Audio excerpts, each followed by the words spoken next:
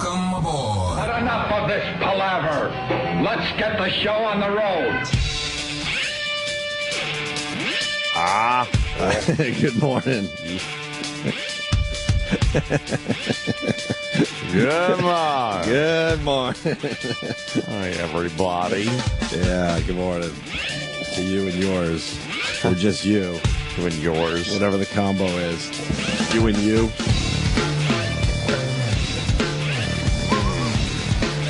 Oh, man. I gotta tell you, I love that damn sling box. What happened? Well, I was in the city. Yeah. You know, staying in the apartment. And Time Warner Cable could just go fuck itself. Oh, I like Time Warner Cable. Oh, it's terrible. I like when they... it's terrible. I like when I go to my programs that I DVR'd. Yeah. And just because I want to watch one of my programs that I DVR'd, Yeah. I gotta restart the entire cable box every single time. I gotta reboot just to watch a DVR show. Makes no sense. It's time for FiOS, my friend. Yeah. I'm going FiOS. I got FiOS at my house. Yeah. And then I slingbox the friggin' FiOS to the apartment. So I don't Nice. even need their goddamn stupid Time Warner Cable. Do you have Time Warner Cable in the city? Yeah. I got like the basic shit. So get rid of it, right? But I do need it for, the internet so I can have the slingbox stuff. But, God, it's so much fucking better. Makes it a lot easier. Oh, right? it's a whiz. It's a boon to mankind. No, I like getting up off the couch and rebooting the cable box so I could watch a DVR show. Every fucking So what is that? seconds. I don't even know what that is. Is that a bad cable box? No. But I just the had way that. it is. I had my Is cable it? box replaced. I think it's... This new cable yeah, box is I mean- maybe 3 months old. On the surface, it sounds like a hardware thing, but It sounds maybe like it's it, deeper right? than that. I think it's their service just stinks. It's always been terrible. And the box that I have at Time Warner, I didn't even get it replaced. That's why I got the sling box. For some reason, it just stopped delivering sound to my television.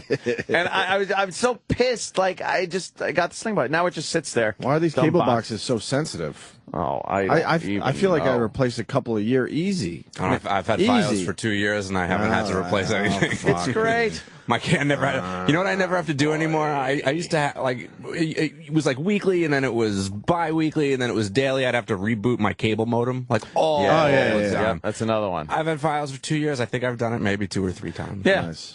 Yeah, it's fantastic. Yeah, Well, yeah, I do some that people, some people don't want to get it. So, like, You want a painting? it's your what? You want a painting? Uh-oh. Do you have a room? Oh, no. Do you have a room that I can hang a painting? What? I'm stuck with this the wedding painting still. Wait, which one is that? When I got married, there's a guy in Philly who Oh, right, yes. just assumed way too much. Oh, my in-laws are listening. Fuck. That's pretty presumptuous. Turn of off the somebody. radio. No, they're cool with this, and I'm just joking. They're very cool.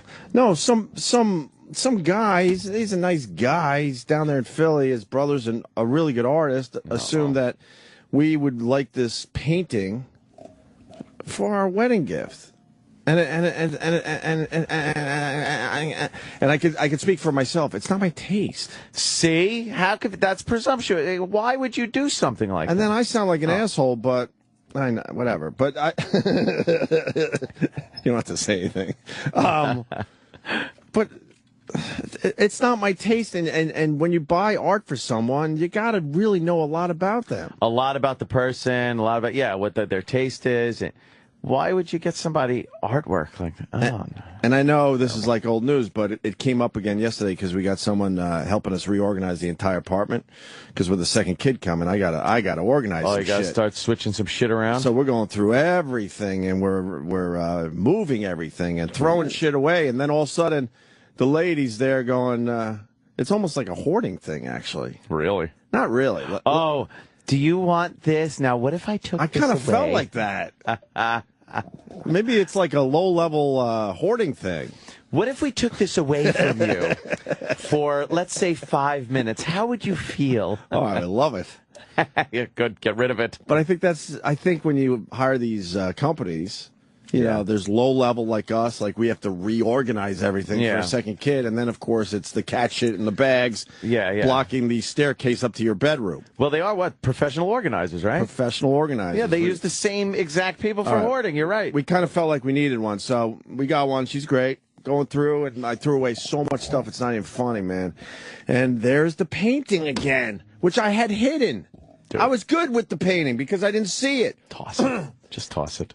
You think? Just how much could it be? Get it over with. How much could it cost? No one will know. Well, now they'll know because I'm talking about it on the radio. The guy's still alive? Yeah, that painted it? He's actually ain't worth shit. He's actually a very good local artist in Philadelphia. Yeah. And what's it a painting of? Well, that's the problem. It's like kind of like a stream in the boy. woods. I like the woods, and I kind of like streams. Is it done well, or it's is done it very well? But it's a winter scene. I'm not a fan of winter art. a little snowy in the woods? Very snowy. Babbling brook going through a babbling brook with with a lot of snow. Huh. Is it like a la Bob Ross? Happy little trees?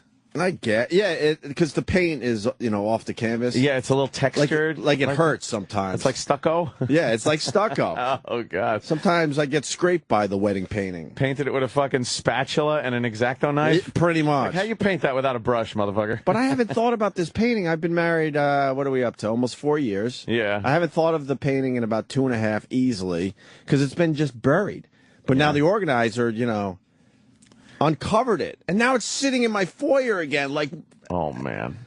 And she's like, you don't want this, do you? She was hinting. Oh, wow. I'm like, no, of course not. That's why it's been hiding. The organizer must love when you throw shit away. That's probably like a point for them. Yeah. That's like good shit. Oh, look, they're throwing shit away. Yeah. So it's easier to organize less stuff. Yeah. So the more you throw away, the better. Right. I'm still not used to Manhattan, though, and I've been here 10 years from Long Island. Yeah. She shows up, the organizer, Yeah. in a designer dress. Mm-hmm. And then she takes her really nice shoes off to get down to working. Down and dirty? Yeah, it's like when you show up in like sweats and something in your hair. Overalls, yeah. She was completely made up like she's going to a cocktail party. I'm like, this is who we hired? Well, how much is she actually digging in and getting her hands dirty with? A lot. Yeah? Yeah, just going through every single cabinet, every single closet. Anything embarrassing ever come up? Not really, to be No? honest with you. No, I just wonder, if that happens with her. No, not really. Oh, I'm sure. I'm sure she's used to it. Big fucking... She might- big double dong dildo or something. Yeah, she might find a thing or two, Like- but nothing that's going to make me. Oh, don't worry. embarrassed. Right. Oh, you can't imagine the things I've seen. Right. All right. So I need to give this painting to someone like. E-Rock. But What about the Nagel Mansion? You might be able to... E-Rock, you want me to bring the painting over to the Nagel Mansion? a state Nagel. If I'm still invited, I don't even know if I am. Please don't. I don't know what I'm going to do with an oil painting. It's really nice. Eat it. Eat that shit. It's Are you painted into it? No. What the fuck? Because then he'd take it. E-Rock. Then he'd take it. That's funny. Very good. No, it's a guy that was invited to the wedding. It's his brother who's the artist. So obviously he went to his brother. This guy probably broke and said, "Hey, I need a wedding gift." And then his brother probably went, Here, take Yeah, this he didn't one. custom paint it Of for you. course not. He just did something he had laying around. But now, like, I don't Oh, man, you just got to throw that shit out. I don't understand why people do this to you. And I mean, Yeah. all of us, because I'm sure people have stories where all of a sudden someone gives something to you, and now you're the owner of something you don't want. You don't want it. So what's protocol? It really is odd to give somebody something that personal.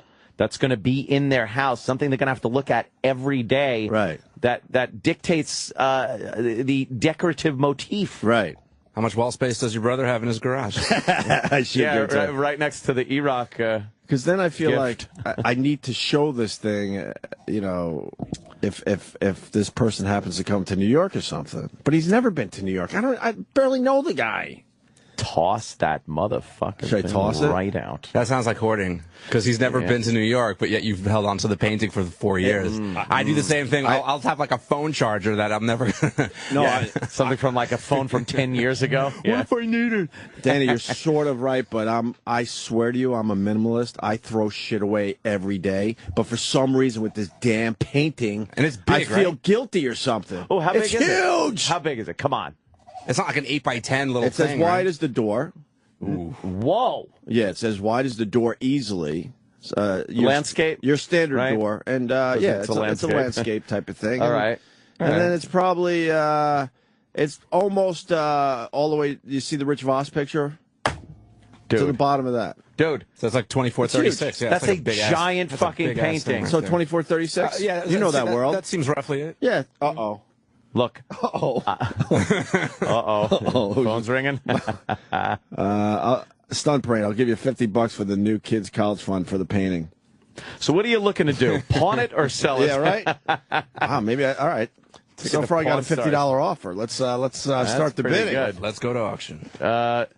Wow, you know what? If it's one of these little things that like hang in bathrooms or something, You could almost say, that's you one know thing. You what? could Throw it tuck it throw it up somewhere. Yeah. Something that big.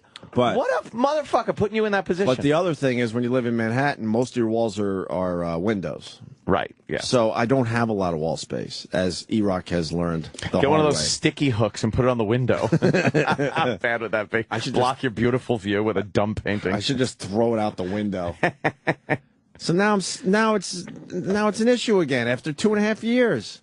Wow, where was it? A closet? Yeah, just kind of threw it tucked in away there. behind my golf clubs and Yeah. all sorts of shit, toolboxes and Oh, then you virtually threw it cleaning away anyway. supplies. Yes, You I had it hidden. virtually thrown away. That's what I thought. Now just literally thrown And now it's in the foyer. It's just sitting there. It's an eyesore. If you put it outside, someone will grab it. Yeah. Put it somewhere. Just lean it against the wall somewhere, and someone will go, "Oh, I'll take that." Why can't I just throw it away? Get a happy home. I don't even know the person. Yeah. He's a nice guy. I see every once in a while at a party, and we kind of say, "Hey, what's up?" Fast forward a few years. Yeah. The guy, unfortunately, I don't know who this is, but let's just say no, go he ahead. unfortunately meets his demise. His maker. And then you're sitting there going, "Can you fucking believe this guy's paintings are now worth fortunes?" And I Oh, threw it really? away. I threw it away. It is nice. Some guy years ago probably got a Picasso Right. and went like, "This fucking thing sucks." Right. Goddamn chick's eyeballs are on her ass. Right. I don't know what the fuck this is. Yeah. And he threw it away. Right. And then look what I happened. know. Maybe that's why. Yeah. Maybe that's why. So Triangles. I get, and people aren't going to believe me because I've said it a million times, but now that I've brought it up again, I will certainly take a picture of it today You got it and now. finally tweet it. Now it's famous. And finally tweet it because now it's back in my life. This thing's back in my life. It's like an ex that won't go away. Oh, yeah. I'll throw those away. It's not as bad, but geez, this thing doesn't talk. Yeah. Wow. Okay. Yeah. Take a picture of it. Yeah, I'll take a I'd love picture to of it. see it. It is. It's nice. And it's good. It doesn't, because usually when you know someone that even knows someone that knows the artist, it's never really that good. It's kind of a little cheesy. It's definitely all right. It's Like a tight, that- Danny's trying to find something similar. It's a tight shot of a kind of a brook or a stream. Like that chick on Boogie Nights that painted Dirk Diggler's picture. Right, exactly. It's just horrible. Exactly.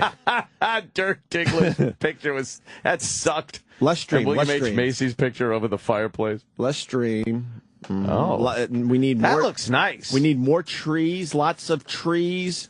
Snow in the trees. Happy little tree. They're right about Almost there. barely could see the stream because there's a lot of snow. Lots of snow. Now dip Lot into of your snow. lizard crimson. No sky. No sky.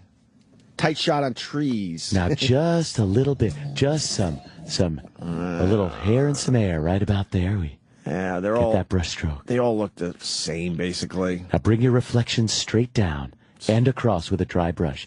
That's nice. Look at that. Too much sunlight. I think it's still snowing in this painting. We're looking at a lot of paintings.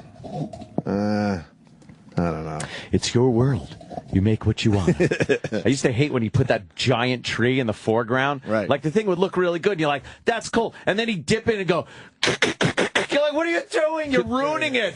And it would be thick, and it wouldn't even be like Yes. a brush. He would take a fucking palette knife, and he would just scrape oil paintings and canvas. And like, I remember watching that with like my grandmother. No! And we're like, I'm 7, and we're freaking out. Like, what are you doing? You ruined it. Please don't dummy. do that. But you don't see the amazement in the fact that he can make a tree out of a palette knife? It really is You stupid. try that. A spackle knife and a Right. fucking roller. Right. He's painting fucking nice, delicate shit. With like a 4-inch brush I'd use to like touch up a bike frame. Yeah, that's what you paint your molding And with. he's making a tree with detail. He's there. Let me dip my afro into this. It's kind of impressive, I got to be honest with you. And he'd dip it in the thinner and just fucking smack the shit out of it on the side of the yeah. easel. And then he'd look.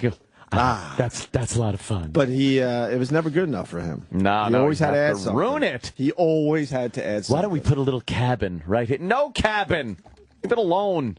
Dummy. God, this painting again. Yeah. I had it figured out, buried. You're at the point where the organizer, you got to go through your closets and start throwing shit out. Like you want it that fucking organized, huh? Well, it's been 4 years. What is that? Is that the limit? No, I mean it's been 4 years since you know things have been kind of piling Yeah. up. It's not a hoarding situation. It's No, it's just time to reorganize. I got a second kid on the way, and I got a an apartment in Manhattan. Yeah. Every inch of space matters now. And then all of a sudden, I threw away an old set of golf clubs. I threw away 2 sets of roller blades. I threw away a brand. Uh-oh. Shit. Uh-oh. What? I threw away a brand new shredder that someone might have bought for me around here. Oh, no. Oops. Did you? And it's still in the box. Why? Just threw it Do away. you have another shredder? Just threw it away. Do you have another shredder? I use oil now. I just oil up all my documents. What do you mean oil them up? Oil? I use oil. I really do. And dirty diapers. Oh, you just smear it all over your Oh, fucking yeah. documents? Yeah, because I didn't feel like opening up the shredder. I love a shredder. I love shredding. No. It's just fun. And It's like a game too. Yeah. Yeah, because you got to keep the papers going in and keep the shredder going, because once there's a little sensor in there that lets the shredder know that paper is going through. Sure. It. And then once it gets done, it automatically shuts off. Right. So your trick is to keep the papers in and keep the keep shredder going. going without shutting off. It's a fun game. I'm not responsible enough for a shredder, I've learned. Really? Wow, you might shred something. I've broken 3 of them. What are you trying to shred? Because I What do you mean, can't. I'm bleeding. What the I fuck see. am I doing? Jesus. I just picked. You picker. I picked. You're a picker.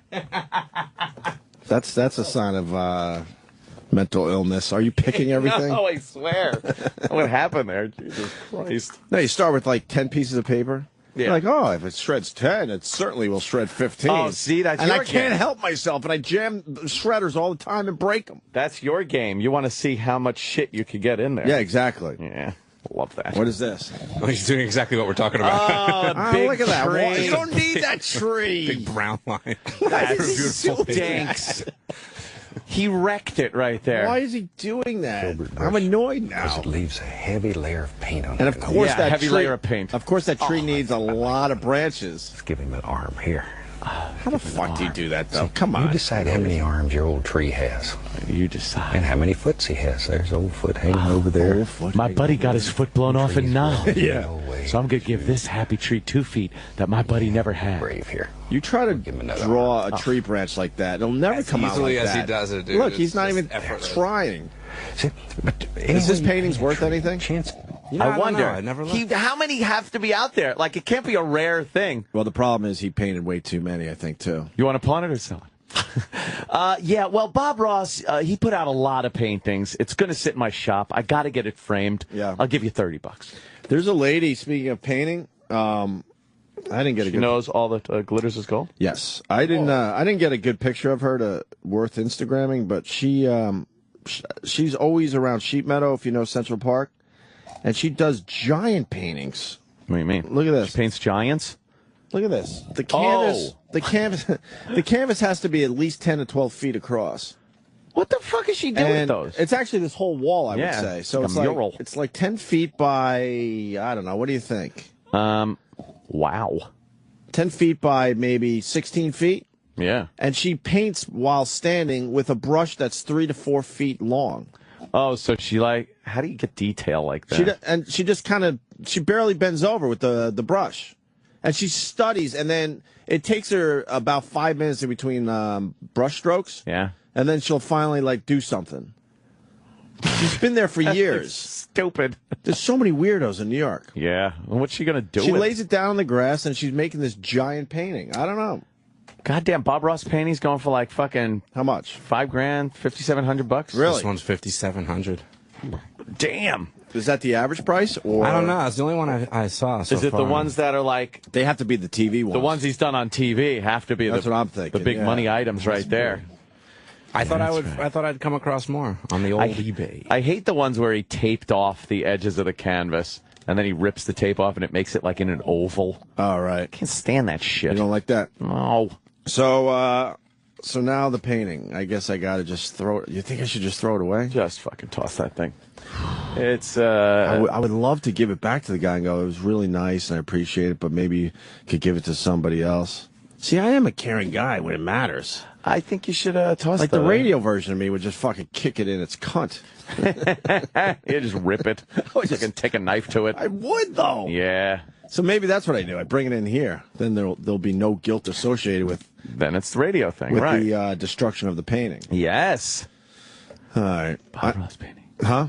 $450 seascape. Wow, this Practice painting. This is old. That was a couple years ago, Oh, apparently. wow. Yeah. That looks like shit. So that was my day. Yeah. Yeah. Well, A lot of organizing. you should have Throwing some shit away. thrown it out. Huh?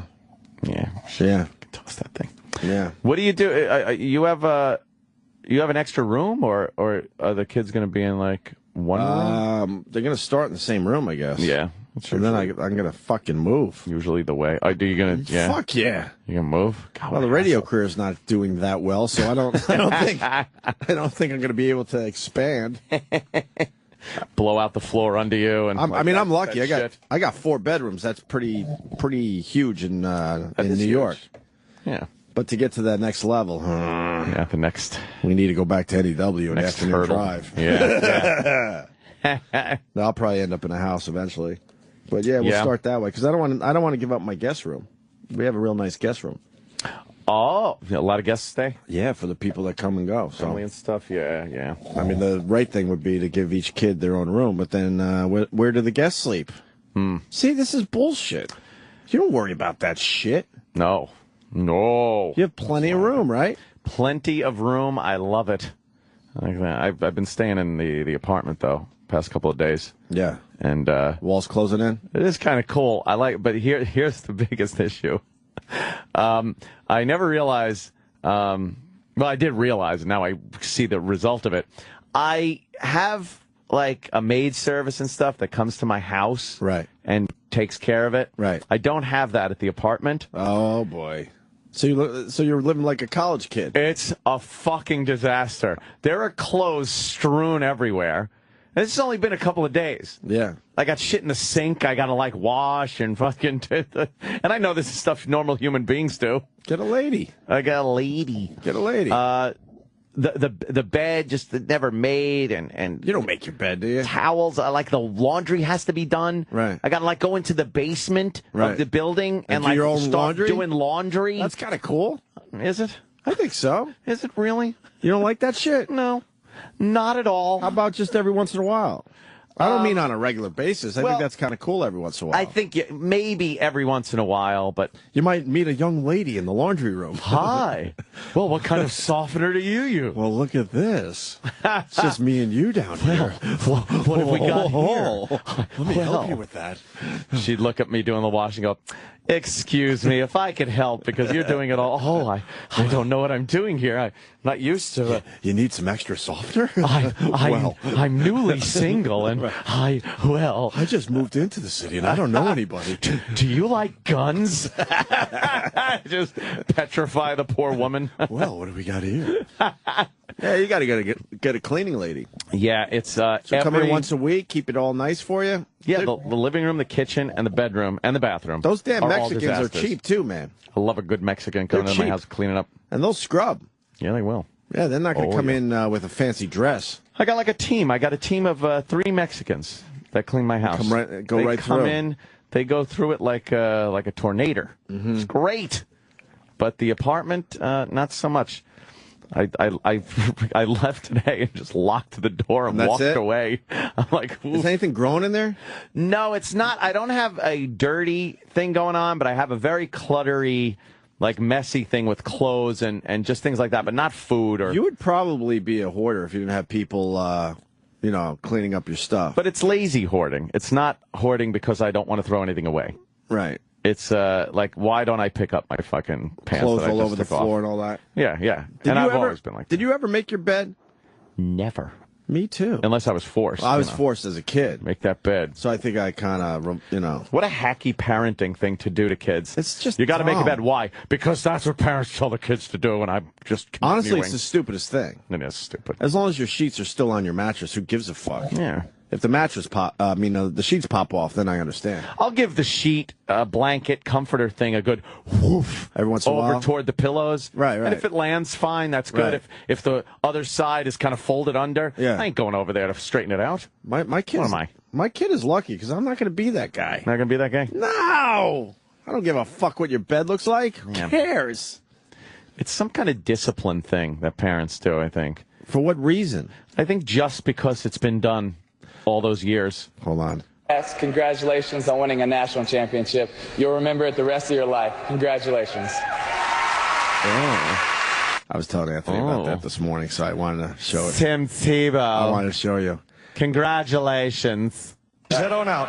Okay, cool. Thanks. He. Oh shit! Look at that. He's playing for my Jets. That's all I'm gonna say. Wow. He's got one of those voices, man. He does. That's all I'm saying. He does have one of those voices, doesn't Oh my God. He Wow. walked out with Jessica Biel last night to start the ESPYs. Yeah. And wow. Wow. She's a lot more manly. She had a deeper voice. Yeah. I believe she officially had a deeper voice than Tim Tebow. More masculine That's voice. all I'm saying. Yeah, of course. He's got a lispy thing going on, and he's a college graduate. He has a very effeminate sounding voice. And he's a monster. For a big football player. Yeah, he walked on that stage. He's a huge quarterback. Yeah. Or so it seems. I don't know. He had a huge fitted suit on, and then that voice comes out. It doesn't match up. Yes. That's all I'm saying, man. Yeah, well, It doesn't, in the end, it doesn't matter, obviously, but. Of course not. Well, now we Not got that people there's going, anything what do you mean, wrong with obviously? It still matters where I'm from. You think that that whole religion thing is a way to kind of keep from having to address that? I think a lot of people do that. They use religion. It's like, I don't really like where my whole thing is going here. Let me embrace religion. Yeah, I don't know. That's a really good question. Yeah. He seems so innocent that maybe he just doesn't know. Maybe he doesn't know that he's. Is that possible, you think? That You he's got to like know, that? though, right? You'd think you would. You got to know. Maybe it's just his voice. Who knows? Maybe it's just his voice. He could be the manliest guy ever. We don't know. Well, he sort of is. If you play football, you're pretty manly. Pretty manly. I wasn't brave enough to play football ever. And I loved sports when I was growing up, but that was one I was like, nah, I'm good. Fuck that. People get beat the fuck up. Fuck that. Yeah. So, back to your apartment. So, is Yeah. is there food laying around?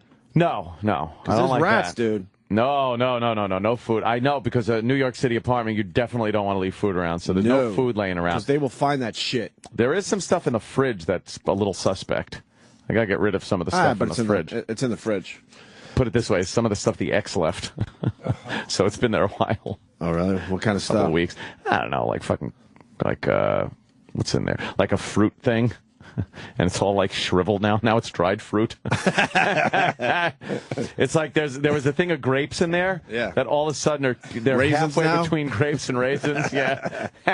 You should take a picture of that shit. That's funny. Yeah, I probably should. That shit's funny, man. It's a wreck, but there's a couple of Coronas in there. We saw a rat at the playground 2 days ago. Yeah. Yeah, man. The rats and the raccoons are very brave this year. I don't know why. Didn't some family get attacked by a bunch of raccoons recently? Where? I don't know. I kind of glazed over the story. But like a fucking raccoon, a family raccoon scratched up this woman, bit her and shit. Fuck. Just going crazy. Does that mean rabies? It could. Daytime, but it's a whole family. Maybe they all have rabies. Yeah. It's, yeah, that's one of those things. If it attacks you in the daytime or something. Yeah, woman covered with bites, scratches, in bizarre mauling by raccoons. Where the fuck was this? Where is that? Washington? Lakewood, Washington. Washington. A jogger. State or Washington? State. Washington. Yeah, it looks like a state. Suffered numerous scratches and wounds after she was attacked by a family of raccoons in Lakewood. Wow. That may have been started by, her dog. Oh, see? Dog versus raccoon. Raccoon every control. time? Every time, right? Are fucking vicious. Yeah. I had that raccoon in my house, got caught in the cage, and I taunted him because I'm real brave when they're in a cage. Of course. And I was taunting him, and he was like, "Rawr!"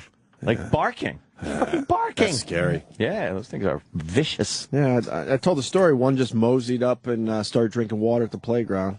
Oh, man. And it was my... Were people, like, grabbing their kids? Well, it was my kid that was going... He goes, at coon. He calls them at coons. Oh. He goes, at coon, at coon. And I turn around assuming... What playground were you at? Yeah. I turned around assuming that, he's too young to know the difference between an at-coon and a dog. Yeah, yeah. So I'm like, oh, yeah, it's a dog. And I turn around, and I'm thinking it's a dog. I'm assuming it's a dog, and I'm ready to pet the thing. Yeah. It was 2 feet away from me, and it moseyed to this... One of the playgrounds has this man-made stream that the kids play in, and it just moseyed to the stream and started drinking water in front of everyone. Drinking water? And then, yeah, you're right. Everyone just immediately grabs their kids and starts running.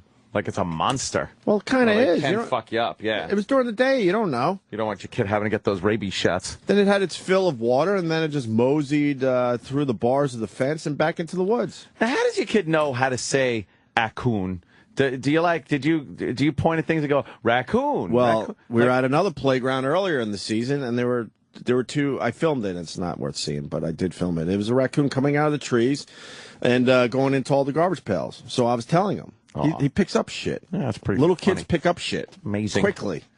Them little fucking kitty brains. They just fucking. But I'm panicking soak because that shit up. I mean, people have always said that kids are like a sponge. They pick up everything. Yeah, it's true. I don't think my kid's any different than any other 2-year-old. I'm not going to be one of those parents. I hope he's a little smarter or whatever, but I think he's just developing normally. But if he's picking up everything like a sponge, like what do? Do I teach him a foreign language? I'm panicking. you got to fit a bunch of shit in right now. Yeah, because I think it's only a window of a few years. Yeah. There's this, and then weird... all that shit slows down. I think. Yeah, because they learn English just by hanging out. He knows a lot of words now. And they're kids. They're like kids are smart in kid ways. But when you really think about it, they're kids, so they're not very knowledgeable about things. Yet they could learn fucking languages. Is that what's going on? What do I need to do? Yeah. I got a Spanish cleaning lady. I tell her just speak Spanish to the kid. Not one word of English. Hopefully he'll pick up some shit. Pick up some of that. I don't know. What are you supposed to do? Do you give him mad problems? I know. I would sit him in front of like one of them Clockwork Orange screens and play a bunch of shit in front of his face. Try to pound as much shit into that brain as you can. Because it's creepy. You tell him one thing. I don't have an example. Maybe something will come to mind. You tell him one thing, and it's in there now. That's weird. It is really strange. Are you very careful about your language? No. No.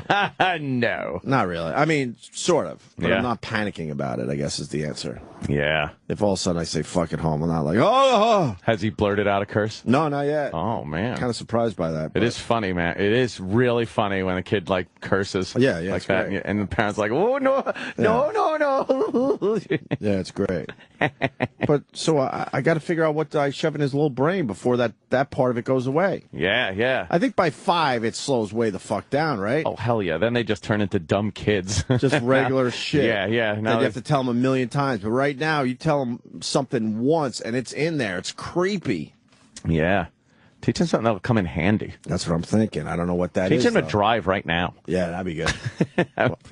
That's convenient. He could drive you around. Well, he does get behind the wheel. Does he? Every That's time nice. every time I park, he gets behind the wheel. Does he steer? He's going to be Like one of to those kids steer? that just takes off at 5 or 6. That's great that it's like, because that's old school parent. You know? What? You put the kid in your lap and let him steer the car. I remember my dad doing that, driving him home. Well, I haven't. No, you psychopath. We're not driving together. Kidding. Oh, okay. But that's what, like, I remember growing up, though, and you're on your dad's lap, and you grab the steering wheel and drive a little bit. He drove a jet ski. Yeah? Yeah, for real. Really? Yeah. Up in Soda's Point. You put him up in front of you and let him hold on to the handle? Well, I wasn't allowed because I don't have my license, so someone else did it. Oh, man. And he was steering and hitting the gas. That's pretty trustworthy. He was having a ball. Yeah, it's wheezing his old lady. Sometimes you got to fucking toss the kid to somebody else. Well, no. Get over that? Not many people. Yeah, I know. But not many people somebody. get that. No fucking way. Wow. Jet ski. Huh? Yeah. What, do you have a little life jacket on and stuff? Tiny little life jacket. Yeah. He did a fucking dumb little circle. It wasn't like... Yeah, it wasn't like he was jumping waves. Catching some air with the kid on the front. He did a little circle, and when he looks back, he'll think he crossed Lake Ontario or something. That's another thing I remember is, it had to be before I was even in kindergarten. Yeah. My dad would, like, toss me on top of the fucking gas tank of his Harley. What? And drive...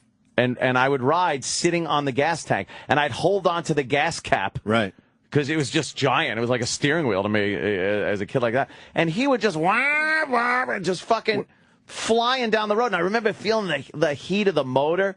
Feel the heat. I'd feel the heat of the motor and smell like the fucking Harley, like motor gasoline smell and stuff. Were you scared shitless? I do remember an element of fear. It had to be there. Yes, I do remember an element of fear. I've brought this up many times, but I had a mini bike accident when I was 12 or 13. To this day, I'm scared of fucking motorcycles and all that. I'm a pussy. I am not a motorcycle guy. Maybe that's why. I am a fucking pussy. And I remember being in Geneseo, and one of the guys that was bouncer at the In-Between, he had a motorcycle. And he goes, I'll take you for a ride, We were all, like, near the bar or something. I go, you know what? I got to get over this fear. Fuck it. I think it was 19 or 20.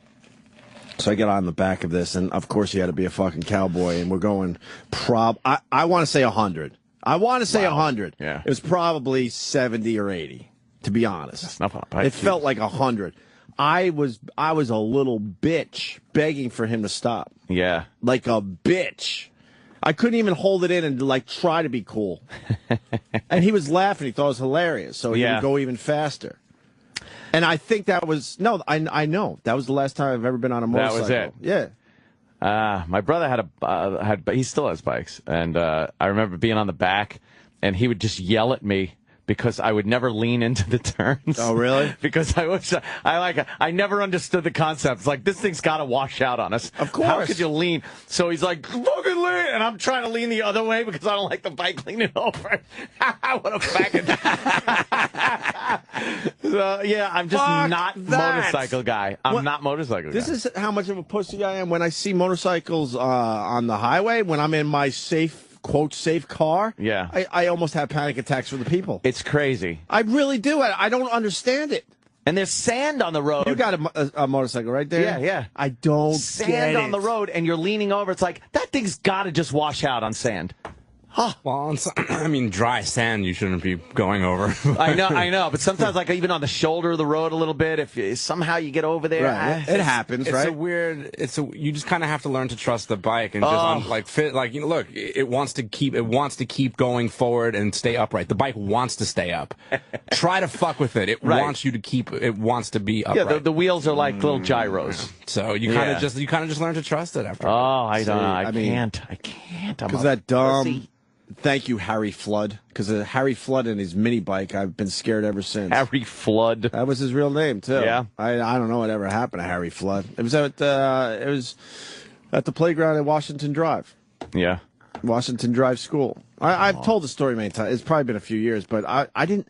Harry goes, you know how to ride a mini bike? I go, yeah, I know. Sure. And the gas I thought was the brake. What? Yeah. And then I panicked and couldn't figure it out on the fly. Oh, no. And so I'm going faster and faster, and in my dumb little 12-year-old, 13-year-old mind, I swear I was going 50. I was probably only going 20 or 30. I don't know. And I dumped the bike into a sticker bush. Classic story. To this day, I got scars all over the place from it. Yeah.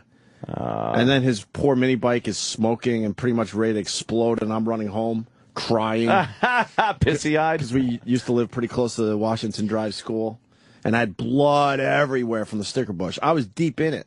Oh, man. Deep in it. I thought it was a fluffy little, like, Bob Ross type of bush. You reenacted Steve McQueen's scene in The Great Escape, where he tried to jump over the barbed wire. Yeah. They ended up in it. There you go. On a mini bike. But I remember all, like, the monkey bars and all that shit flying by me and the seesaws. Yeah. And I'm like, I'm going to hit one of these things. I got to get off this fucking bike. And then I saw these bushes, and I dumped it in there, and it turned out to be a sticker bush. The big ones, too. I had to cut. Were you all out of control, like, oh, shit? That's my memory. I don't even remember anymore. I just remember flying into the thing. That's frightening. Because I don't even think I actually even jumped off it. I think I tried to jump off it, but that wasn't happening. I wasn't a fucking stunt man. Everybody's wrecked a mini bike at some point growing up. Well, I never got on it again. You go too fast, and you realize you don't have any control of the handlebars anymore, and you're just waiting to crash. Right. It's like, well, I'm going to crash. It's just, how bad is this going to be? I had a slice through my nostril, a slice through my eyelid completely, and then a massive cut on the top of my head. I'd have to ask my mom, but at least 30 or 40 stitches, at least. Wow. But the ones that hurt the most weren't the ones they stitched up. It was all the other scratches. Little scratches. When they fucking healed and dried up, it was misery. They turn bright red. Holy fuck. And just hurt. And then I would just pick them. Of course. You have to pick a scab, right? Well, I did. Thank God it stopped bleeding. I started thinking I was a hemophiliac. Jesus Christ. You ever pick a knee scab? Remember when you were a kid, you always had those big, huge knee scabs? God, yes. And then you felt like you were accomplishing something if you could pull off most of it in one peel. You ever do that? Yeah, I could And never then do that. I would get bummed out if they were too pussy. I needed them to dry up. Dude, come on. You had to wait the proper amount of time, and then it would dry up just enough where you peel it and you see the new skin underneath. It's not even bleeding. It's nice. Oh, right. If it didn't bleed, it's still disgusting. But every once in a while, you would peel too far, and you get to the part where it's not healed underneath yet, and then of course the whole process would start again because it would bleed. Kids are all scabby. Oh man, I was scabby. When you're growing up, you always got a scab. Did I ever tell you the story of my sister who just panics all the fucking time? And I know she listens to the show. And we were delivering penny savers. Yeah. And my mom would drop me off as an 8-year-old because she was 6 years old. She is 6 years older than me. So she was about 14. Go work. And they would drop us off. We couldn't get the penny saver route in our neighborhood, so we had to go 3 towns over. And then my mom and dad thought it was completely normal to just ride one bike home. I didn't even have my own bike yet. 2 years on one bike? Yeah, so they drop us off at the penny savers. We Handlebars or seat? In the back. Uh-huh. Yeah, because the penny saver thing. Okay. The rack. Yeah, the rack on the back. So I'd run around the neighborhood, and we'd deliver our penny savers. We'd dump a lot of them like anyone else would. There was always those piles in the woods. Right, and then of penny savers. And then it was time to go home, and she's like, trying to be the older sister. She puts me on the back. And I remembered as a kid as being a monster hill that we were going down where she panicked for some reason and went like this with the handlebars. Once they start going back and forth. And I went flying off this thing as an 8-year-old into traffic. I could have been, that kid. Yeah. Oh, boy. And had huge scabs on my knees from this thing. But the only reason was because she panicked. Yeah. And I went back years later to see this hill.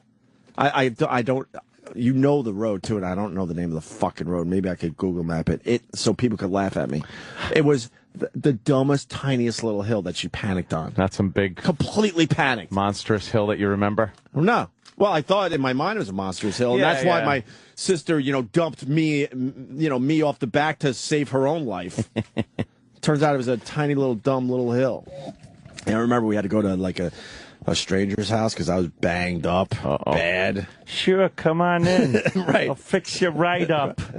But this is something that people can relate to that you would never allow your kids to do nowadays. No. You would take your chances and just you would just ring the doorbell of a strange house because you needed help. And you don't even know who's behind that door. It's like the lottery, right? You could get a fucking murderer. You don't know. Child molester or somebody that's going to help you. Right. And in this case, there's no great end to the story. It was someone that was a normal human being and gave us refreshments and, and cleaned up the wounds and bandaged them and sent us on our way. That is true. It's like a fucking first aid station. Right. Like every house. I took a spill off my bike as a kid, and I remember I was just laying there feeling all nauseous. Right. And some woman came out of her house and brought me into her house, and she got some alcohol on a rag and put it on my head to cool me off. Yeah. And then, I said, she's like, you feeling better? I'm like, yeah, okay. And then I went along my way. That's what we did. It was like a MASH unit. Well, I mean, our audience is as old as us at this point. God, I mean, I know we get some young ones there still, but yeah. I mean, you've brought it up. You would leave your house with your bike and your friends, and you would go far. And you wouldn't come back for hours and until hours. the sun was coming down. Yeah. So you were on your own, and if you got hurt, you had to find a house to take care of you. Yep. You just don't see that. And Big bandage you packs up. Of kids. Big packs of kids on bikes and just walking around. That's the creepiest thing when I drive around where you just don't see kids. It creeps me out. I'm like, where the fuck are they? They're in their house with their goddamn computers and their cellular phones. You couldn't go down the street without seeing kids playing street hockey, on their bikes, right? Walking and you just around. don't see it when you drive around neighborhoods and shit now. No, people are petrified.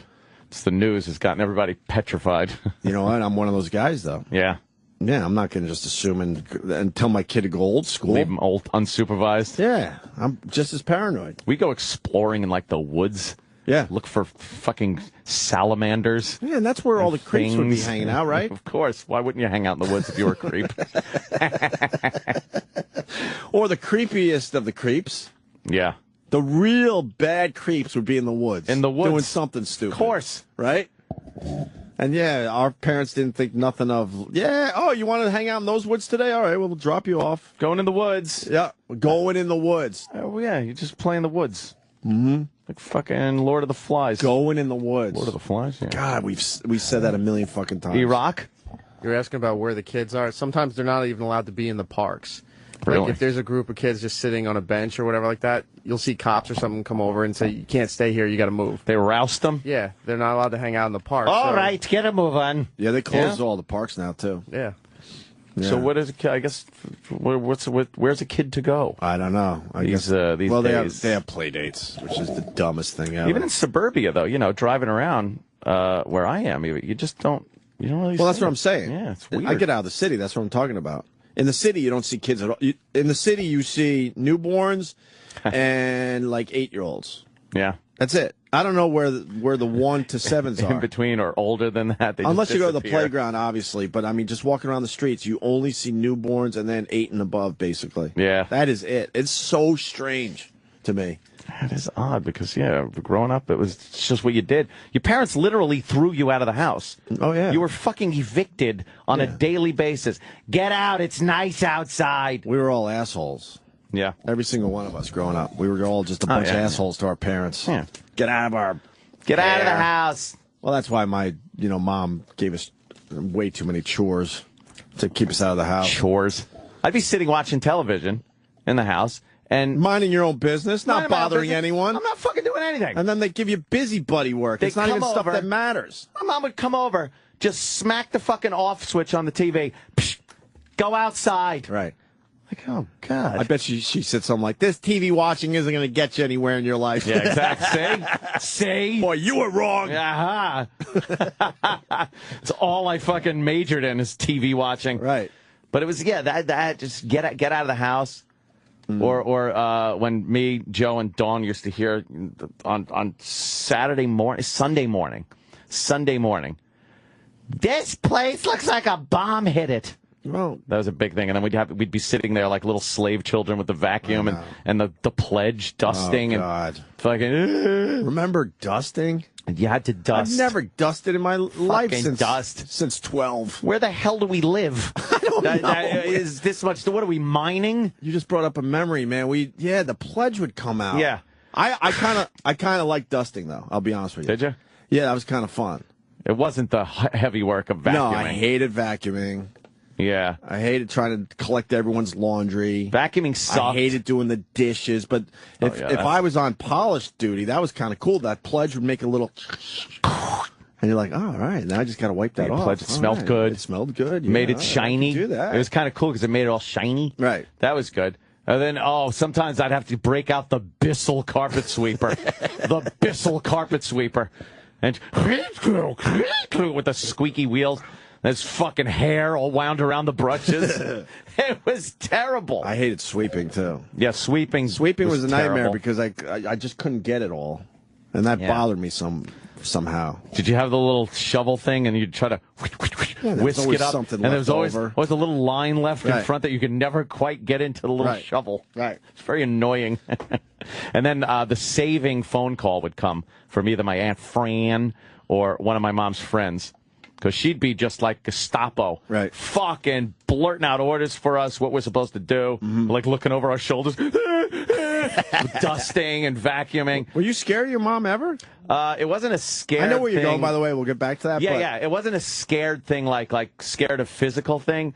But it was like you didn't want to mouth off because she was going to yell at you. Really? If you mouthed off. We were petrified of our mom, as most of you know. She wouldn't touch us or anything like that, but she could yell really well and make us scared. Yeah. Shit like that. But then she would let go of all that shit, right? Yeah. Once the phone rang and I'd hear hello? Hey, how the hell are you? It was always, how the hell are you? Hey, how the hell are you? Yeah. And then we all just looked at each other and went, oh, God, a reprieve. Because now she's going to talk to one of her friends and get in a good mood and, shit like that. And then there was always, when she was doing that, you could walk up to her and go, we're done, can I go outside? And she'd do that, dismiss you with her hand thing. Like, not even talk, just kind of, get out. Yeah, I'm busy now. And boy, could not run through that screen door quick enough. Yeah. Oh, put the vacuum away first. Yeah. Yep. Yeah, that was my childhood. Yep. When I wasn't, crying and being yelled at by my dad, I was cleaning up. I was a cement worker. Yes. I should have been part of the union. You had to cement your yard. Yeah. I got to go back to the old house and show all the cement work because people I don't think believe me. I've wanted the to amount take of cement pictures of certain things that we talk about on the air. The hill that me and my brother burnt up. See, we have the exact same story. Black people. Well, we blamed it on the oily rags. Oh, well. And my brother, whatever you want to call. I took my brother to a Yankee game recently, and he insists that he took the heat for all of us. Really? It's not true, but I guess it's his little thing. Oh, yeah. He said that he started the fire and that he got in all the trouble and we didn't. I remember we were fucked. Well, you learn to lie very early on when you do shit like that. Well, I started by saying, because we just learned in school, God, we've done these stories. Yeah, I know, but they're kind of fun to revisit every so often. I learned that oily rags could start fires. So spontaneous combustion. So when they had us lined up in the backyard with the chief of police and the fire captain. Oh man, with the sideways police hat on, eating ice cream. God. Yeah. No. we were charred because it was the days when you always wore a white shirt, a white T-shirt. Really? Remember those days? Were you a Mormon? I don't know. Maybe it was cheap. I don't know. $5 for $1. No, my mom.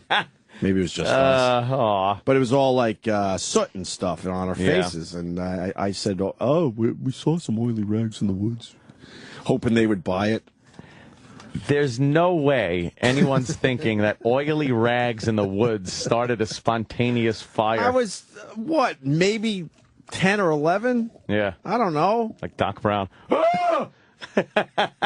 Yes. They were lining us up in our backyard, questioning us as they were still putting the fire out and hoping it didn't catch onto the house at the top of the hill. Wow. It got close.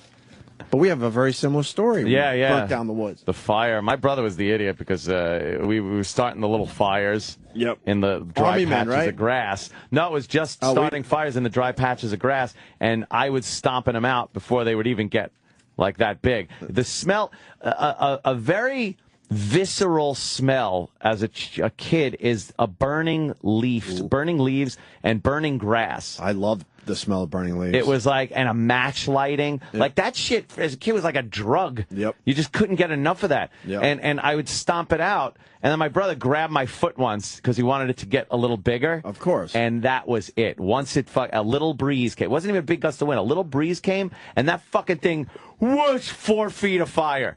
That's it. And then, we tried to get a hose. I've told the story before, but then the fireman showed up.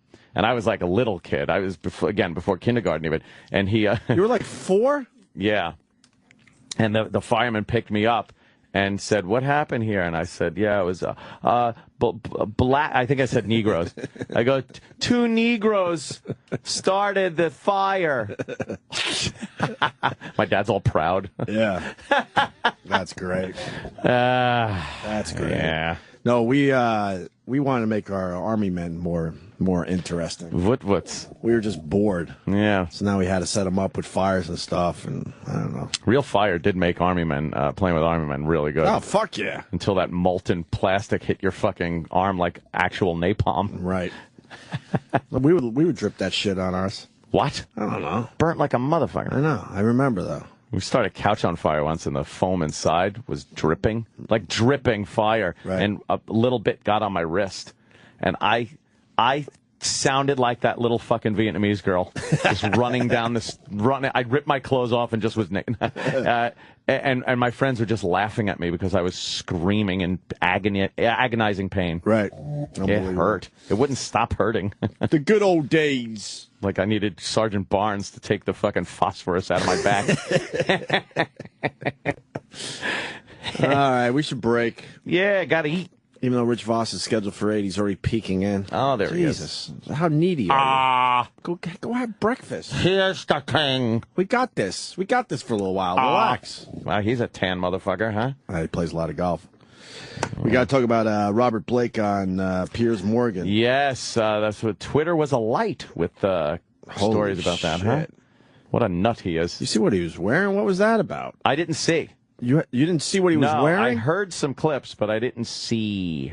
He was wearing a weird hat. Was he? Like Beretta? Leather vest. He is one of the weirdest motherfuckers in Hollywood. And he got away with something. Murder. Well, some would say. Look. Some would say. In my personal, humble opinion. Holy wow. fuck. Did that motherfucker get away with murder? Think he skated? Hey. Look what he was wearing. Wow. He looks like... Jesus. He's ripped, though. How old is he? He's got to be in his 70s, right? He's ripped for a 70-something-year-old. He is. You wouldn't fuck with that. Oh, he must, like, fucking just work out and talk to himself. You think? Yeah. He's a crazy... Yeah, it's a weird guy. We got some good clips we'll play after the break, that's for sure. What else is going on? Robert Blake, wow. All right. Yeah, Rich Vos is joining the program, and I guess Bonnie blew him on their latest podcast or something. I hear it. I haven't heard it, but I hear it sounds very authentic. You got it? I got a clip Great. right here. Let's so get that. We'll ask Rich about that. Here's the thing. And, yeah, and we'll do other things. All right. Let's have some fun. He's sort of crooked. Just touch here and there. Give it a good rap like that. It's not as much fun to beat and bang on it. It's too small. Just touch it. Give it a little pull. Caress it very gently. Pull it. Just pull it. Okay. Just tap it firmly. Make love to it. Shoot, you work so hard to put it in there. And I'm just using little rocking strokes here. Shoot. It's our secret, don't tell anybody. I don't beat it, I just wipe it on a paper towel.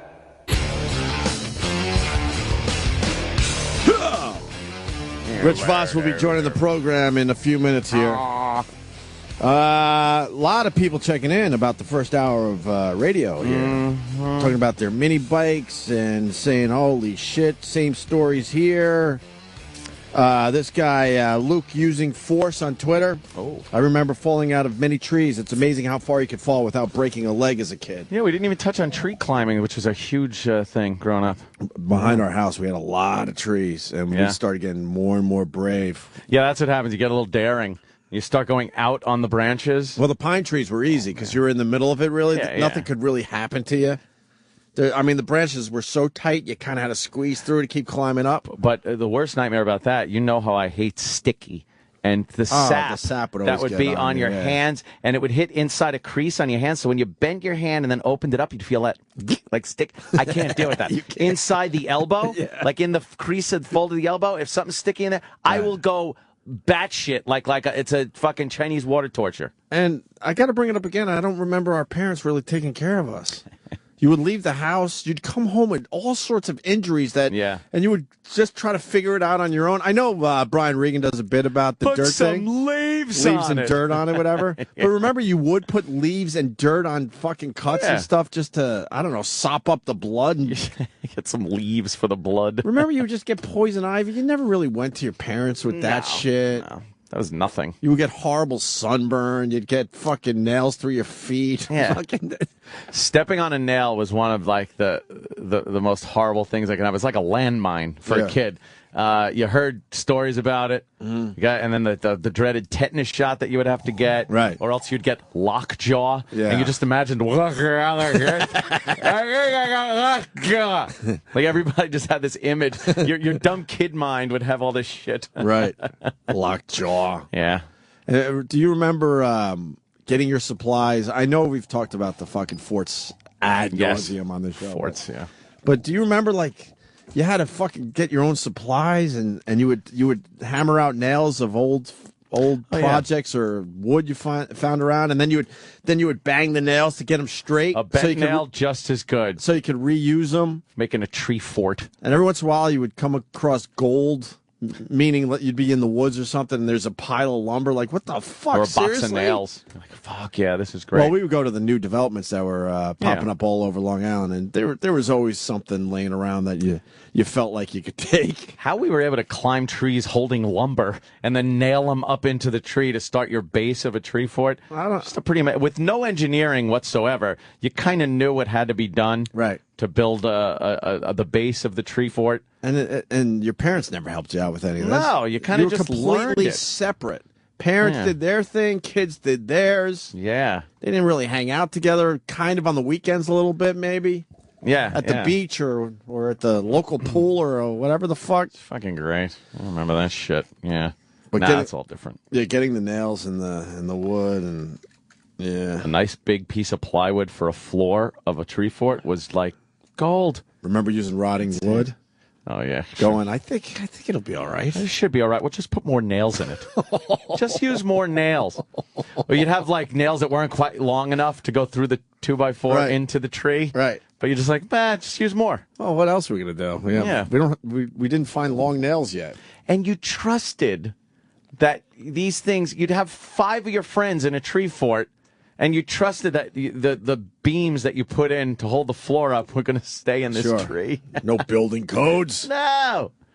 How many tree forts have just collapsed out of a tree, killing all involved? I'm sure the local authorities now just kind of they go through the neighborhoods and like, rip it down. You have a permit for that? A permit. Breaking some building codes. Yeah. Yeah, we would just hope for the best. Yeah. We were stupid, though. We built our tree fort way too high. Another thing I remember, being a pussy up there, I was like, this is too high.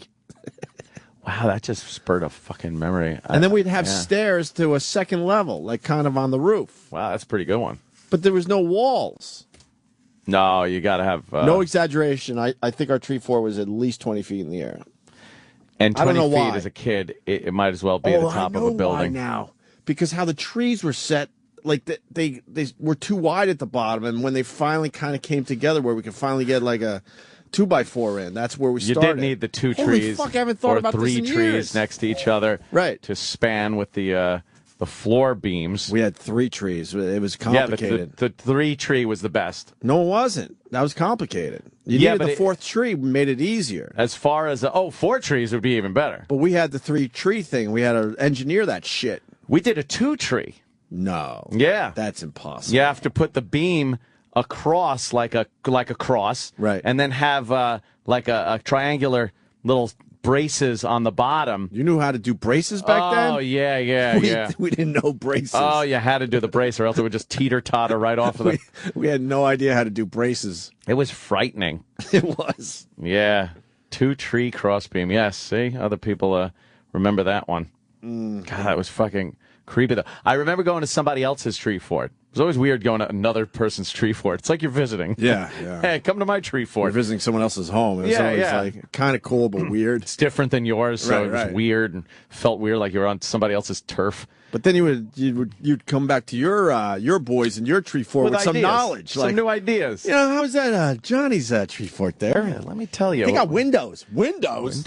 How do you fucking make windows? Well, here's what he did. I fucking figured this one out. I remember the first underground. I'll call it. Those a tree are fort. creepy though, because they could Underground cave fort. Nah, it was just paneling. What do you mean? Just paneling. It was a big hole with paneling as the roof. Yeah, it could cave in though. Yeah, what would the happen? walls would fall in on you.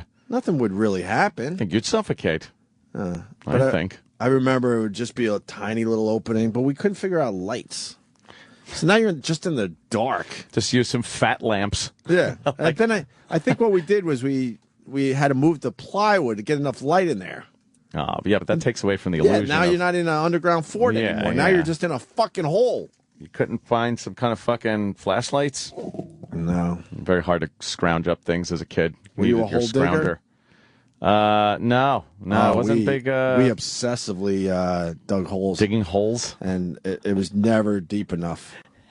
Really? Oh, yeah. See, that shit gets dangerous. Of course. Well, that's mostly at the beach house. When I was growing up, my grandma's beach house, we would build, I don't know. It was definitely... In the sand? Because that's way over our heads. That's the most dangerous. Way over our heads. Wow. I know. Kids get killed like that all the time. And it starts out as a nice wide hole, but, you know, it gets very narrow because you can't take out all that sand. Oh, man. It starts collapsing on itself. Yeah, it was a little creepy, to be honest with you, but we did it. Oh, boy. We like to dig in very, very deep holes. Oh, boy. Yeah, Wants to talk about tree forts. Some kid had a tree fort that was so fucking high up. And I remember my brother went up, and then I was like, yeah, come on up. And it was one of those, they had to get up it because they took a bunch of 2x4s that were about 2 feet wide and nailed them to the tree as like a ladder. Right. And there was so many of these things. Right. And I just remember I kept climbing and climbing. I'm looking down, just going, I was petrified. I remember those 2x4s, whatever, they weren't... no, they'd rock. They'd move to the right or the left, so you had to figure out how to do that with your feet. Oh, to stabilize it. Yeah. And then we found those big spikes. I don't even know what they're called. They might even be like railroad spikes. Yeah. And we got like the neighbor who's older than us. He was about 6 years older to hammer those into our tree. So now we could go up like it's a telephone pole with like big masonry nails or something. They were massive. They weren't going to move. Yeah. And that was a good day. We knew we didn't have to worry about the wobbly wood anymore for our stairs or our ladder, our makeshift ladder. Let's say hi to Liam in Atlanta. Liam. Yeah. What's up, hey, buddy? Listen, I want to tell him about the 69 or 70. I found my neighbor in the freezer. His daddy had put him in the freezer, and I was over there trying to get nails and boards like he was up underneath this old wooden shed. And to make a real long story short, make a real long story short. Dad, we're telling innocent childhood fucking stories. You found a kid in a freezer? You found somebody in a freezer? Jesus Christ. The fuck? This is taking a turn. We're talking about innocence, sir. My goodness. What happened? Liam? Hey, there you are. Listen. Was the guy dead? Hey, listen, this is what happened. When I found the nails and whatnot, I had told my father about what I had found David over there in the little freezer over there. And once the law and everything showed up, I thought I was in a world of shit trouble for taking the nails to a tree fort. But last time my dad just reminded me of that. So I don't know what all happened in the end. Wait. Hold on. Was the kid dead, yeah? Yes, the kid was dead. You got to remember, this was like 69 or 70. Oh, that's good. Yeah, dead kids all over the place. I forgot. How many dead kids do you remember? I forgot. You're right. I remember so many dead kids in freezers. Liam, thanks. You sparked a memory. What a great memory. God, that's right. Yes. They'd be dead in the woods. Sure. They would be at the bottom of pools. I forgot. It was the Yeah. 70s. Or what? It's the 70s. 60s? What did he say? It was a different time. Holy, did you just actually say that? You got it. What did he say exactly? It was the 70s, the 60s, late 60s, 70s. Go ahead, Liam. Explain yourself. Anyway, no, I go over there to find the nails, find the boards and whatnot, because he had all this shit laying around. Ended up finding that and told my father when the cops showed up and everything. I thought I was in that shit. Right, he thought he was in trouble. Right. No, I thought, yes, exactly. You probably put him in the freezer. But no one's in trouble because it's the late 60s. That's all right. Who got in trouble for a dead kid back then? You allowed a few kids in the freezer. Exactly. I was a little kid, okay? I didn't realize the implications of all that. Hell, Implications? Whatever. He's a truck Fuck is driver. this guy? I guarantee it. Jesus Christ. Sorry to the truck drivers. Yeah, but we all know. well, anyway, Yeah. that's the story that brought back. End of story. No, it ain't. I think it started me for a Ah, while. you know. Right, you. But you're right. It's late 60s, dead kids. No Right. big deal. You guys are fucking with me, but anyway, yeah, that's what I. What do you do for a living, Liam? You know what I do for a living? You already named it. Oh, He's sorry. a trucker. Of course. I'm a long-haul trucker. I'm gonna tell you what. I tell you what. And I killed people across America. Because he saw that. Now he's just a serial killer. I got to take care of all the kids. Yes. They got to be in their proper place. Yeah, They need to be cold. Keep fucking with me. Yeah. I'm punching out now. I'm just gonna listen. Y'all have a good. Fuck that. Y'all have a good time. First time I saw a dead body was when my dad died. That was man. it. First and only. Wait. Wow. First and only. Let me think. Yeah. Yeah, that's it. Yeah. Yeah. You never saw a dead person, did you? Oh, Oh, no, I've I'm seen trying to many think now of, like, because of... outside of a oh, no, I funeral. saw people in wakes and stuff. I'm trying to think of outside of a wake. You ever see one just laying on the fucking ground? Hell no. Something like that. Hell no. Hell nah. That guy did. No big deal. In a freezer. That's fucked up. That's pretty horrific. Yeah, I think that would fuck up my entire life, seeing that. That's one of As a those child. defining moments. Fuck yeah. That's a fork in the road there. Fuck that. That's the alternate timeline. Yeah. Matt in Florida. What's up, guys? Hey, you guys are missing the whole thing. Back in the day when you were doing the tree forts, did you guys ever like work on doing the defense of the tree forts? Like, we spent months and months like building these tree forts in the woods down here in Florida, and we'd have these amazing structures built, and like these kid bullies in the neighborhood would just come around and would just like show up, and they're like, this is our fort now. Oh yeah, you did have to defend it. Absolutely had to It defend was like your a shit. castle. Yeah. You brought rocks up into it as your ammunition. Yep. Yeah. Very good. Pine cones, and then once we got to the point where like Pine cones were a great weapon. oh my Pine god, cones. and then we'd move on to like the BB guns, and like we'd have these Jesus. little daisy like little puny ones, and we'd end up start popping each other with BB guns, trying to get them out of our fort. Man, it was the time of our lives. It was amazing. Time of our lives. Yeah, you know. All What are you right. gonna All do? right. Wonder Years. Thank you, sir. You know what? The great Guidini on Twitter. Fucking A, yes. Fucking igloos. Oh, That's- yeah. That's all he wrote. We've never talked about igloos on the show. Yeah. Used to make those. We used to live on 25A, so the plows would come through and pile up the shit right near our mailbox, which made it a little scary because our igloo was literally feet from a highway. Well, 25A, it's a lot. It's not a highway, but a lot of traffic. That's dangerous. Two-lane road that gets a lot of traffic. And we would fucking dig into that because it would that snow would be packed and tight and just hard, man. Yeah, you'd dig in like a little tunnel, and then you'd start like opening it up inside the. When you first started opening it up, it would be igloo. scary as shit. But then when you could kind of see the sunlight coming through the top, Yeah, you knew it was getting thin. thin enough where if the thing collapsed, you'd be totally fine. Yeah, my dad made a good one for me, and then stupid neighbor sat on the front of it and caved it in. I was all mad. What'd you do to that kid? Nothing. I just ran off crying. My igloo was broken. Dad called me a faggot. That's pretty much the end of every story I have as a kid. I ran off crying. Dad called me a faggot. Let's go to Chris in Iowa. Chris. Jesus Christ. Hey. Yeah, my dad used to work for the school system, so he used to move snow, and so he'd come with the plow and make a huge mountain. Then we'd dig out the tunnels and then the big room. Then we take the hose from the basement and spray water inside so it'd freeze. Oh. So it'd be like the perfect igloo. Wow, you were smart. Wow, you really went all out, as they I'm say. jealous. I don't think we ever figured that one out.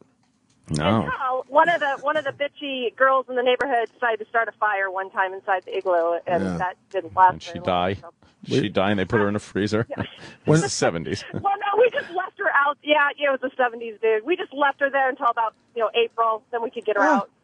We talk about it again, and in the winter, you just come home with frostbite. You wouldn't go to your parents. You'd go up to a bathroom and try to fucking warm up your own limbs. Remember putting the warm water over your hands and they were just frozen, and then it would hurt? Oh, it hurt Get like this a motherfucker. intense pain. I don't know why we never went to our parents to try to figure half this shit out. They were busy fucking drinking or yelling or something. They were like, you didn't want to deal with your parents. They were like the boss. Yeah. You know, you only for the most important things. Right. You got to figure out yourself. Yeah, a lot of figuring out yourself. Yeah. We were also always trying to build an ice rink. Really? Yeah, we were always into hockey. The Gretzky big time. family? Well, the ice rink in the backyard. But we couldn't figure it out. We couldn't design it properly. Yeah. We always would use boards, but the water would come through the... Don't you need a liner or something in there? We never were able to build the ultimate ice rink. That's when we used to have winter in New York. Yeah. Where it was cold enough where you could fucking do some ice shit, too. Yep. First girl he fingered was in a tree fort. Aw. See, to us, the tree fort was always just innocent. I don't think we ever had broads up there. No, fingering, that's something that my tree fort innocence went away with Richard. That was the last tree fort I ever constructed. And the last tree fort you ever were in. That is literally, you're right, the last tree fort I ever went in. He fucking Was ruined that. You ruined tree forts for me. That's like finding the dead kid in the freezer. Right. No more tree forts for me. No more tree forts. Fuck that. When your best friend offers to suck your cock in a tree fort, your tree fort days are over. This guy's messed up for not freaking out about a dead kid in the freezer. Yeah. Pirate truckers all freaked out in Wisconsin. Pirate. I cannot believe that what kind of upbringing did this guy have? That he goes over to the neighbors, looks in the freezer, and, oh, there's Billy. Oh, birds on the wall. That's what I was looking for. And then goes home. Yeah, he goes home and is worried he's going to get in trouble for stealing nails, and he saw a dead kid in a freezer. You're right. Yeah. I'd be afraid that I'd get in trouble for throwing Billy in the freezer. Oh, the parade of dead hookers on his route. Oh my God. I'm sure. What was in his basement that he's just like, oh, dead people, that's okay. I would have been running from the house screaming. I would be creeped out when we came across like a dead bird in the woods. Yeah. And this kid saw a dead kid in a freezer. When I saw Smokey all covered in fucking maggots, my cat Smokey on the road, that freaked me out. I still think about that. Yeah. Oh, Smokey. Poor Smokey. Yeah. Story That's about it, Smokey ran away. frostbite. We got tree fort with upside down garbage can with unique heating. Where they pile the garbage on the top to warm up the place. What? I don't know. Let's try this guy. Dennis in Westchester. I don't know what you want to say. Oh, no, because she couldn't understand when I called in. You took an upside-down garbage can, and we had it notched, and we put wood inside of it underneath the tree fort, light a fire. We connected some kind of old duct through the middle of it to bring it up through the middle to give us heat when it was cold outside. Well, you guys crazy? Are you going to die of carbon monoxide Apparently, poisoning? and then you were talking about lighting it before. We take 2 rusted nails against the wall and wedge a candle in between to light the candle. That was Oh, right, okay, yeah. Now that's the dangerous candle holder in a wooden fucking dried wood tree fort. Exactly, my boy, the garbage can. Oh, but it heated. No, he's talking about the underground shit. You put a candle in there. Really? That's kind of smart. I like you. You heated your shit. Yeah. We weren't that involved. Thank you, racist Francesa. Not like Is it anything. him, you safe, like think? a fire under your tree fort. Okay. Light a fire under your tree fort. That's brilliant. Well, in the garbage can. Yeah. Well, of course. All right, thanks, guys. Have a great. Sorry. Great Guidini, who I just read his tweets, and I asked to call. He's going for the double today. What do you got, buddy? Yeah, when you got older, the igloo was a double thing. You could tell your parents you were building an igloo, but then you could go in there, and as long as you made the opening away from the door, go in there and smoke a little weed without your parents knowing. Who's smoking weed? I What's wrong with you? How old were you? You turned your childhood innocence into a drug den. Yeah. Yeah, absolutely. absolutely. You fucking hippie. It was fun. No, it was all about just fun and games. Nothing crazy like fingering girls or fucking smoking your weed. You were smoking pot at 13 and out in California. Well, yeah. No, I was smoking when my brother got out there. It was a little later. I think like 15. Yeah. I stole his pot and got all fucked up. There you go. And then my whole school career went right down the shitter at that point. I was actually doing pretty good, tell you the truth. I wasn't doing too shabby. You didn't miss anything. Till I started smoking pot. You didn't miss anything. No? No. What if I wanted to be like a fighter pilot? Kind of ruined that whole thing. I would have had to go to, like, the academy. Know some fucking math. True. Finish high school. True. And I couldn't be fucking Top Gun. I wish Sucked. I wish I was more like you growing up. I would have said fuck school and smoked pot. Yeah. I was too paranoid. But then what DJ would you have found that was doing a show? I don't know. Love of God. I thought school was a waste of time. I got to shut my mouth. Obviously, if you listen to this show. Paul in Tennessee, what's up? Hey there, Paul. Hey, as they like to say, back in the day, in the 70s, I'm from Maine, and my brother and I used to walk to school, and literally it was 3.5 miles one way, and it's wintertime in Maine. It's like 15 degrees below zero. You get to school, you couldn't breathe because your lips are frozen over, your nostrils are frozen over. You couldn't move your hands because they were frozen. It was just, talk about frostbite. You just stood in front of the vent at the first class, took the entire first class to get all that stuff off of you. It was just awful.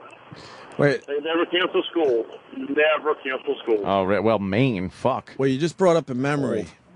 When we were growing up, none of us had, like, winter boots, really.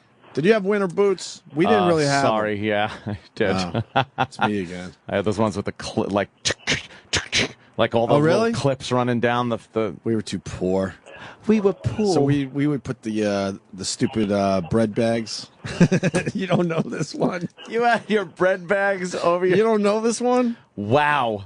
I know I'm not the only one. Fucking Oliver Twist. You would put I'm trying to remember.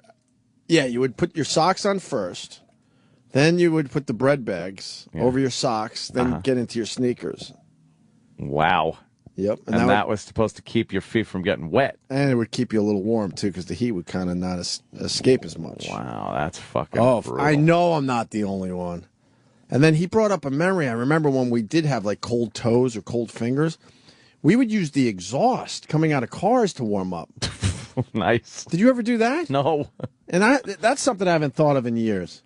If a car was, I don't know, obviously a car has to be running for whatever reason. Maybe you're at the stores, let's say. Yeah. And people running in, but their cars are running.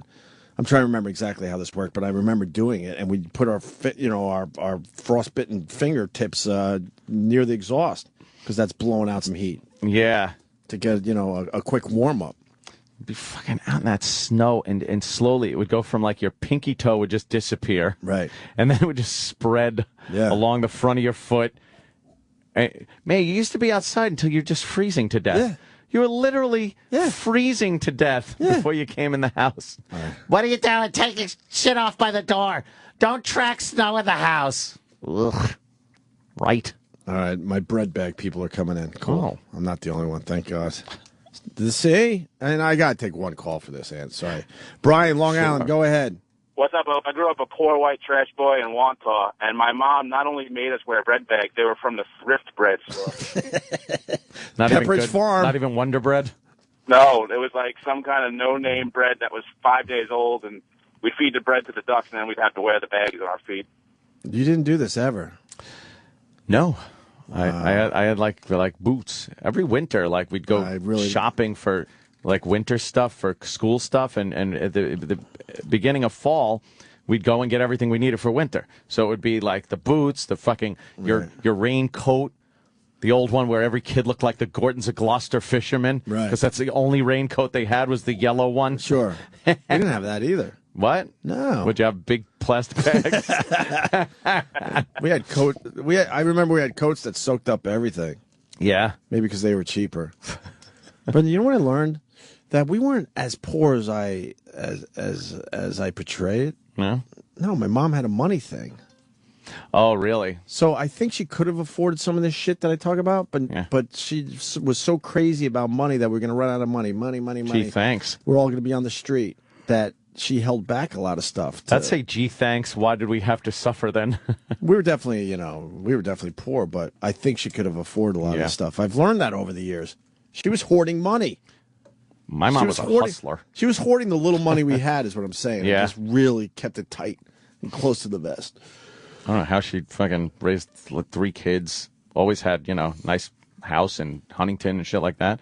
And then what was that about? Maybe she was hooking. What was that about? Maybe she was hooking or selling drugs. I have no idea. How many Mets did she go out with? Don't bring that up again. Scariest day ever. That was funny. Yeah. Are we done with this? Yeah, I guess Set so. up ramps and driveway to see how many garbage cans they could jump. Please. Yeah, that never worked. We've done that. Because your stupid ramp would turn into a seesaw if it wasn't built properly. Yeah. Everyone's done that one. Ammo for tree forts, having a huge splinter in his foot. Old fridge box was the best for forts. There was the basic, splinters were a great injury. That was a common kid injury. And then there was also, this was dreaded, your foot caught in the spokes of a bike. Fuck yeah. I remember seeing the result of that. There was a girl that was riding on the back of someone's bicycle, and that's when it would happen. And she was trying to keep her feet. She was barefoot and try to keep her feet away from that. And they ended up going into the spokes and just tore her fucking foot apart. That was like common. Also, flying off the handlebars when you'd have someone riding on the Right. Why would you have someone riding on the thing that steers your fucking bicycle? Seemed logical at the I time. hated people on the front of the fucking bike like that. It's terrible. Remember getting your pant leg stuck? Pant leg stuck in the chain. And that would stop your bike instantly? Whip around, you almost breaking your fucking bone because the pedal would come up on the other side of your foot, on the back side of your calf. How many times did you get your shin hit? Ow! Ow! Fuck. Stupid God. Yeah. Why didn't God give us a little meat where the shin is? Fucking. That was the worst. All right. We should break, get Rich Vos in here. But, I mean, the phones are lit with this topic. People love this shit because it conjures up the old memories, doesn't it? Mm-hmm. Oh, man. A time of innocence. Hookers and truckers and bodies across the country. What does this guy want? Bam Bam, Virginia. What's up, buddy? Morning, boys. You got hookers in the truck? Well, no, we had a guy working with us at a company out of Minnesota once that picked up a lot lizard, had her handcuffed in the bunk of his truck. Somebody heard her screaming or something, and the truck stopped, and the cops gave chase. He ended up in the basement of some antique store in Pennsylvania. With Zed?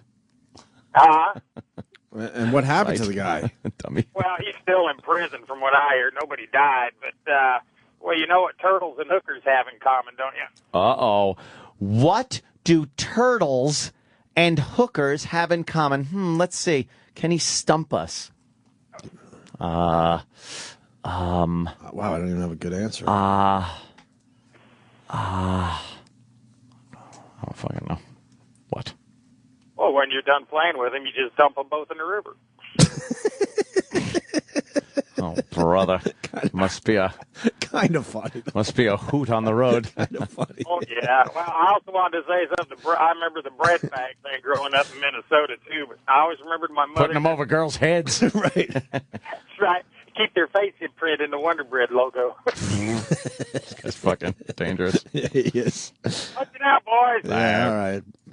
I'm glad you're on our side. Crazy motherfuckers. All right, we'll break. We'll get Rich Vos on the show next. Yeah. Stay there. Sirius XM, the Opie and Anthony Show.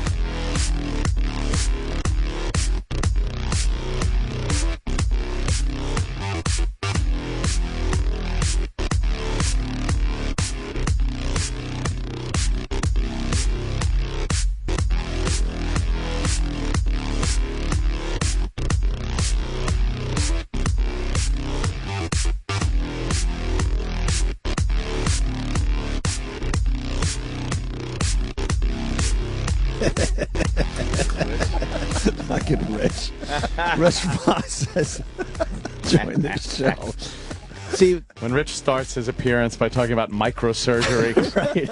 Putting this finger over here. Oh boy. Well, the funny thing is, we've told our childhood stories many times on this radio show, Yes. but I think me and Ann, we didn't even discuss it ahead of time. We chose to tell it this time. Tell these stories with an innocence, like our childhood innocence. Right. So with the guy calling saying he found a dead kid in the freezer, and then Rich comes in here, yeah, my friend fucking cut all his fingers off. On a radial arm saw. And he had to be helicoptered with his fingers in an ice bag, and they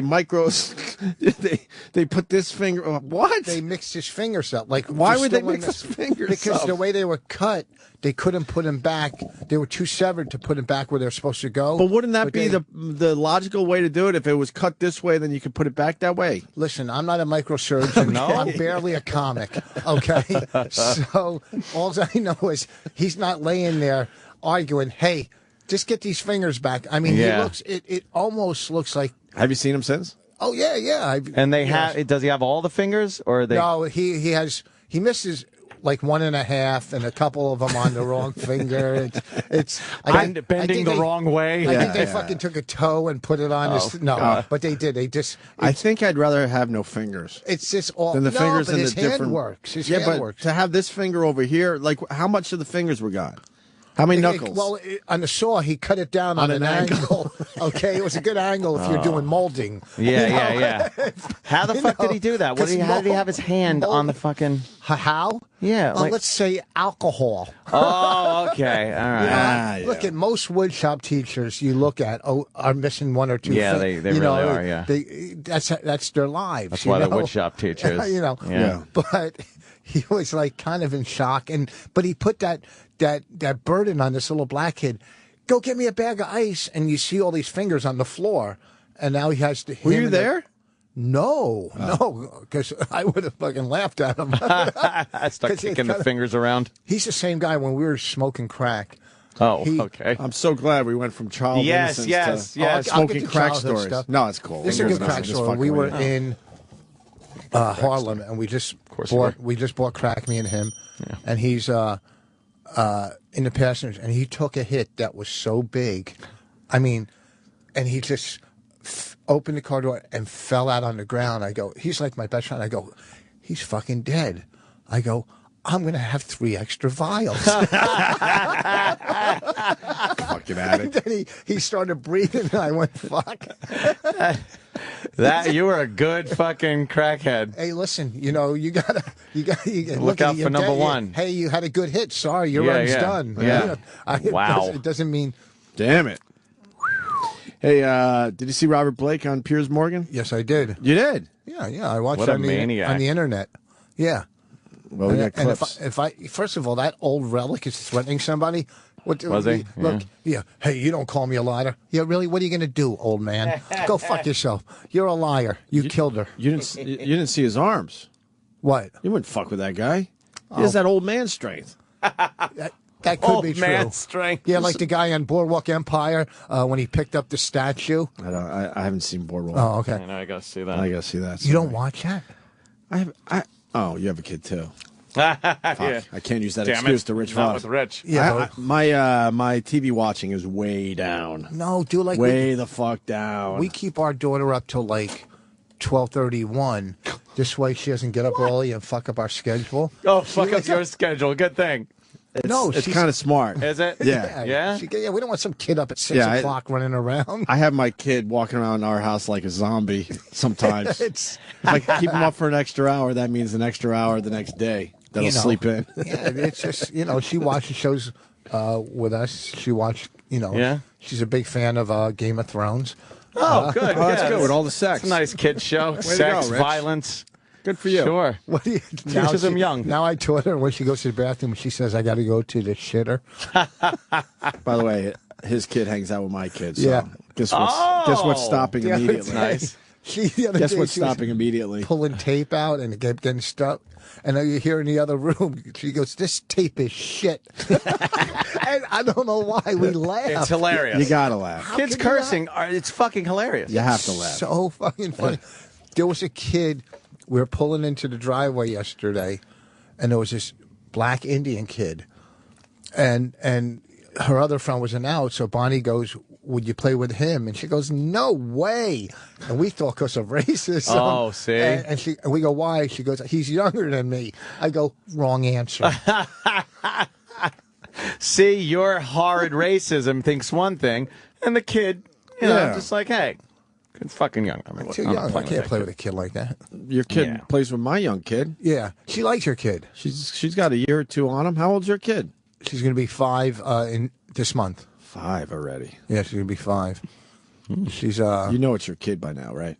I don't know. It's so obvious when you see this kid. It's you Rich think that Vos's kid looks like me? That Yes. kid, my kid. Are think you crazy? that kid looks like... I think your kid looks more. No one cares about this. But You got a picture? Your kid looks more like you than Bonnie. You're the only one who's ever said that. You have to be the father. Oh, psychology. You are the father. You are the father. Your kid, like you look at your kid, you know for a fact that everyone says my kid looks a lot like me. I don't see that. Your kid. I don't see it. I think it perfect little. I think he looks a lot like my wife. Aryan youth. Yes. Or my wife's side of the family. I don't know. I just whatever. I'm starting to love my kid. You know, starting to. Rich. I got a great story, but I don't want to jump in like I'm just here throwing shit out. Let me go with the flow. Go ahead. Well, look, you know how to podcast. See, it's easy, right? Hold on. 1 hour a week. Fuck you. Try 20 hours a week. Then come talk to us. Try doing it for free. Oh, well, okay. Well, that's pretty much what we're doing at this point.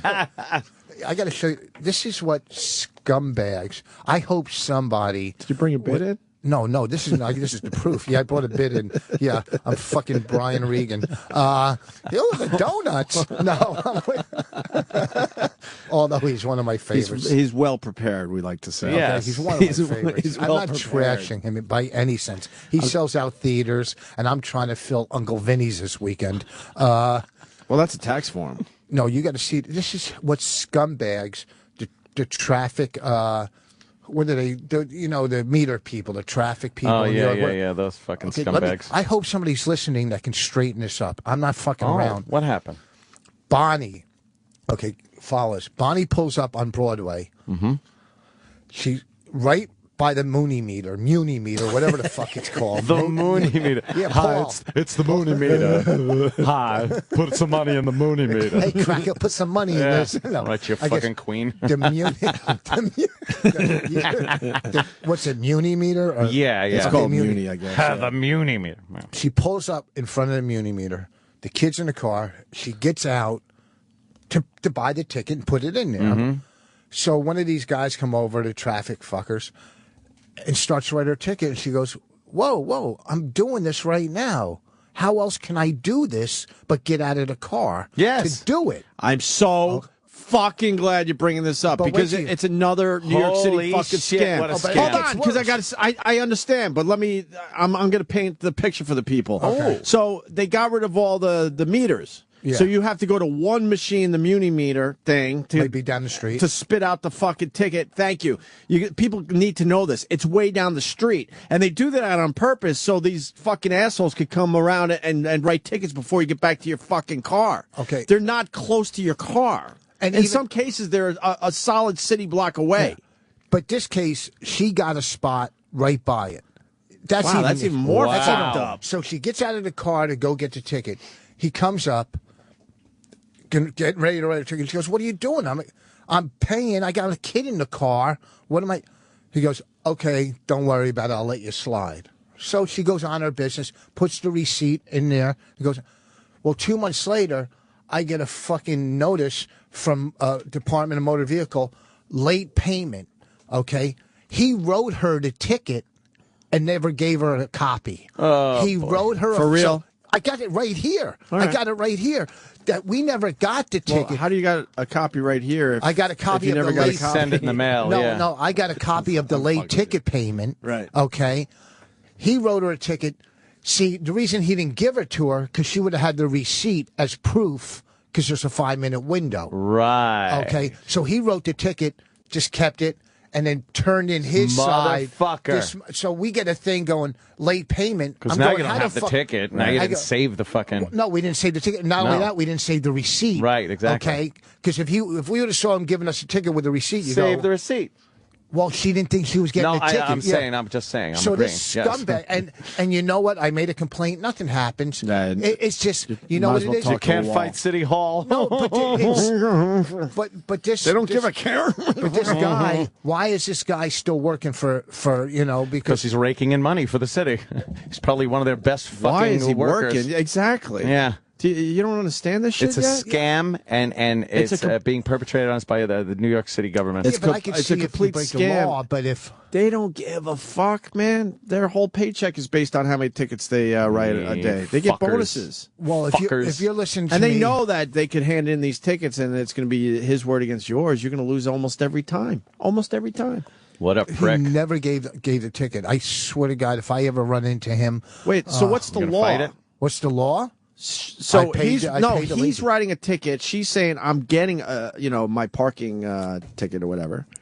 So what's the actual law? The law is he said I won't write you the ticket, but he already wrote it. He wrote it, but he didn't let her know and give her a copy. Okay, if he would have wrote the ticket and gave her a copy, she would have taken the receipt and sent a copy of the receipt because you have a 5-minute window. So now wait, you got a 5-minute window? So if he wrote the ticket at 10 a.m. and your receipt says 10:05, you're okay? Yes. So if you see somebody writing you a ticket, why not just run to the Muni meter and get a fucking ticket? Like if you see a guy writing you a ticket and you're like, fuck, I just parked there for 2 seconds, grab a Muni meter thing, and now you'll be able to fight. Yeah, because you have a 5-minute window. I don't think that's true. I don't either.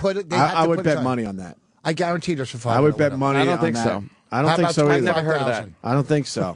They're not going to make it that easy for you. Yeah. No way. That does sound like a fucking convenience. Yeah. Another time, this guy had a ticket on his car, and he saw me pulling away. Yeah. There you go. He saw me pulling away. He goes, "Can I have your ticket?" So I gave him my ticket because this way he could say, "Well, they didn't see it." He has, because he was right across the street.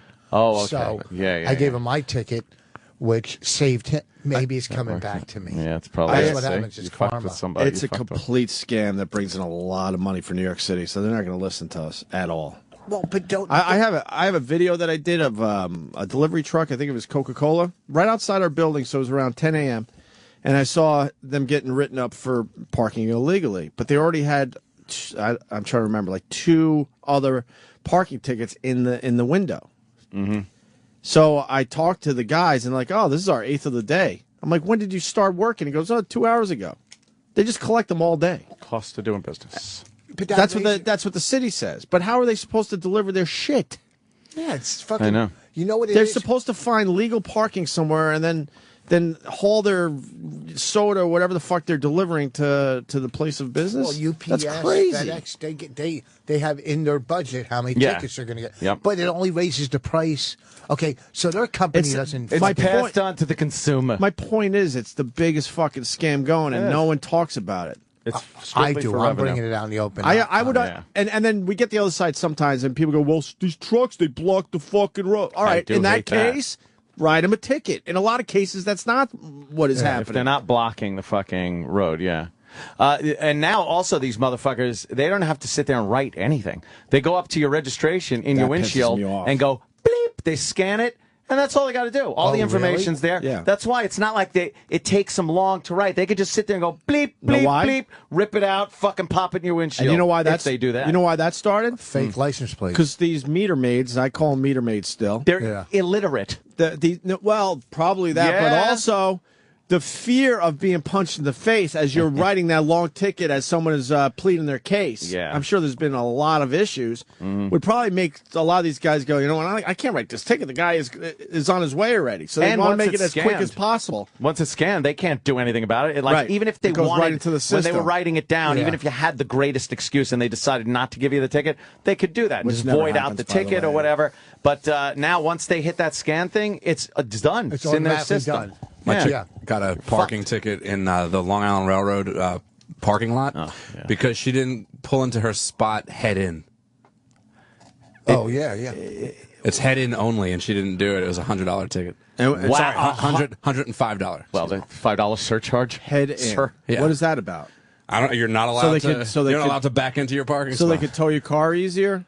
No, I think it would make it more difficult. So why is it then? I don't know. It's just because they want to get you at every turn. Nassau County Just to give one more opportunity for you to fuck up so they could soak you. Well, there's probably bushes behind where you pull in, and they don't want the exhaust. That's what they say at my townhouse. That's all At my bullshit, townhouse, though. we're not allowed to back in. What do they say at your townhouse? Don't burn it down. They say don't park your car on your balcony. Rich Vos has an update. I know because we hang out a little bit. He's back in his old house. Oh, yes, I am. And are your neighbors very unhappy about that? They're not there. Some are renting their place. The other one, I don't know. I mean, if the people don't know, because we do get new listeners all the time, and then we also get people to say, fuck you guys. But it bounces out in the end, I think. You burnt down your condo. And now you're finally back in there. We didn't burn it down. It burnt down. No, I think you guys burned it down. I couldn't have. I was 3,000 miles away. True. So good alibi. Huh? You have a good alibi. Yeah, it's Good. weird. You can't be better. I was across Great the alibi. country. But do you know how suspicious that is to the two detectives? Well, I was having booked. that really good alibi makes people go, wait the fuck. A little too good. Wait. That's a long fuse. Okay. Yeah, but you might have been able to set some things up before you left. That's what a detective would say. One of the detectives said, this is no lie, he said, well, because we had a dry plant on the balcony, he said, well, there was a meteor shower. I go, if you don't want to be ridiculed or ever want ridiculed. Ridiculed. I go, ridiculed. Could you add that and the Muni and the Muni meter and ridiculed? Wait, how do you spell riddle? Riddle. All right, R-I-D-D-L-E. Oh, that's great. And then you go with ridiculed. Ridiculed. See, all right. Yeah. Wow, that list is great. So, yeah. I go, if you want to say face, don't ever go back to the fucking precinct and say, I think it started from a meteor shower. He was trying to help you out, though. Huh? He was trying to help you out. Could have just been some fucking floating bit of fiery ember. You know what I noticed? All kids that walk around the apartment are hanging and they flick, they're dirty, they litter, and someone flicked a fucking cigarette. Flick their cigarette up there and started a like fire. that. All right, listen. We've done the ticket bit on our show many times, but this is a very unique phone call, and then we can move on. Oh. Rob in Brooklyn. Go ahead, Rob. How you doing? So I'm a fuel director, and I was in the city radio pulling a body. What? Yeah. All right. Thanks for Ron Bennington. So I'm pulling a body from Manhattan, and there's no spot. So I'm in a removal vehicle. I have a plaque that says I'm a licensed funeral director pulling a body. I pulled a stretcher out because I had a double park in front of this apartment building. And when I come out with the body, a guy is writing me up a ticket, telling me that I had to find a legal spot. Now, when I went to court to fight this, the judge said I should have found the legal spot.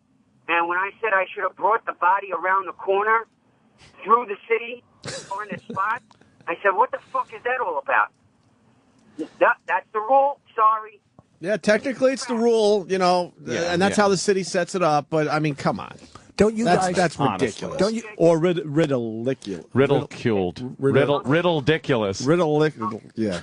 Can't even figure it out. Because funeral directors, the fucking dentist gets a special place to park anywhere for an emergency for a fucking root canal. But a funeral director doesn't have a special plaque that's accepted by the city. Yeah, so he can park illegally. So what do you bang out that embalming? So what's the big rush to get the body anywhere anyhow? What was that? He's not in a rush. I go, what's the rush to get the body? I think it's more about horrifying everybody. Oh, you mean walking with a dead body? Right. To your legally parked fucking hearse. Like Weekend at Bernie's, you're just fucking carting them around. And you don't have clergymen get special. They can park anywhere, and you can get online. You can become a clergy. Yeah, a clergy. I'm a rabbi. What am I? A rabbi? Oh shit!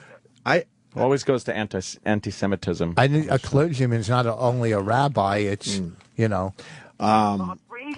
right, Rob in Brooklyn. Thank you. Nah, the city just tries to screw you. As soon as you wake up in the morning, they're trying to get money out of your fucking pocket. Yep. Yeah, but do it legally at least. I mean, if you're going to give tickets... Oh, it's all legal. No, Technically, it's all legal. It wasn't legal what he did. True. And then they get away with some shit, You know, too. so if you're going to do it, be legal. You're Okay, just- I broke the law. I deserve to pay. There's a great episode of Louis. I don't know if it aired yet because we got to see the first 5 episodes of the parking signs in New York City where you can't even fucking read them, and they do that on purpose so they can write more tickets. It used to be a couple feet away from hydrants. They have made that. I think it's almost 20 feet now. It's a huge fucking distance that makes no sense whatsoever. What it is it takes away more legal parking, which forces you in desperation to maybe squeeze into a spot that's not legal, so they can write you up for tickets. It's all about writing tickets. In Brooklyn, when I was living in Brooklyn, I used to park in front of my building, and sometimes, I swear to you, just the bumper of my vehicle was a little further toward the corner. How many than inches? it was supposed What'd to you be. say? Yeah. Dude, the bumper itself, so 6 4 inches. 4 to 6 inches? Gotcha. And they had the crosswalk where the little ramp would go down off the sidewalk for the handicap thing. And if you're even 6 inches near that, they wrote you up. But it's like, please, realistically, I'm not blocking anybody. But that happened to But me. hold on. The point being that parking spot is just too short, and they do that on purpose. Right. So you go, oh, who the fuck would give me a ticket for being, 6 inches over? Obviously, it's a space. Nah. That happened to me in New York. The bolt of my license plate was the head of the bolt Are you kidding? was hanging over the. I don't know if you're kidding, because these guys are assholes. It's funny, Rich. Rich is a big golf guy, and it just reminded me. Not big. I was hanging out with some people up in Sodas Point in Rochester, beautiful area.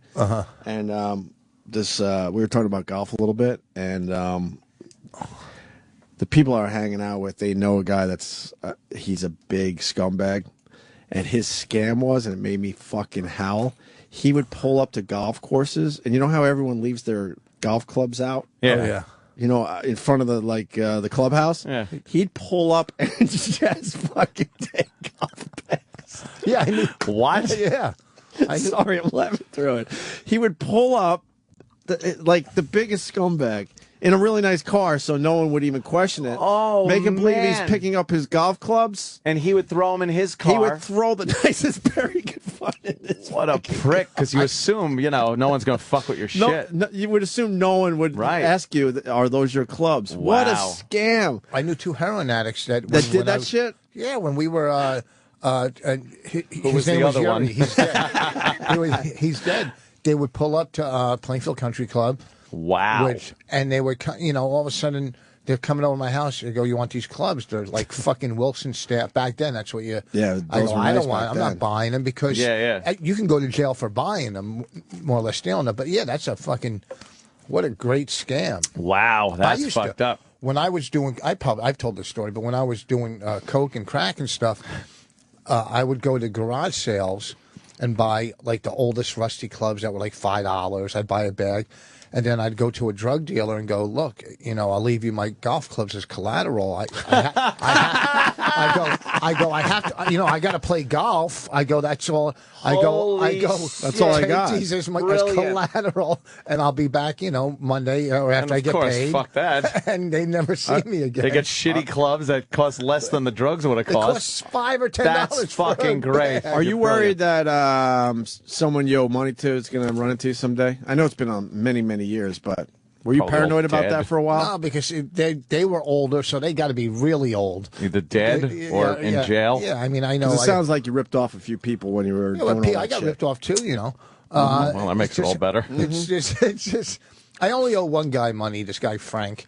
I don't want to say his last name. I think I owe him $700. But here's the thing: once they put it in your hand, come on, you're It's part of the game. It's the game. It's part of the game. You're constantly trying to fuck each other really? over. As they're holding you out a window by your ankles, just say, "Hey, it's part of the game." The drug dealer wants to get your money without giving up his drugs. You want his drugs without giving him the money. That's pretty much what everyone's goal is here. And you try to meet in the middle somewhere where you're actually getting the drugs for the money. But sometimes it goes one way or the other a little bit more. One guy I owe money to came to my house, sent guys, cleared all my furniture, and took my Corvair convertible. Just Corvair. Corvair. Okay. Corvair convertible. That's like risky business. Well, They came over and just took all the shit. I had to give up a nice Chase lounge or whatever.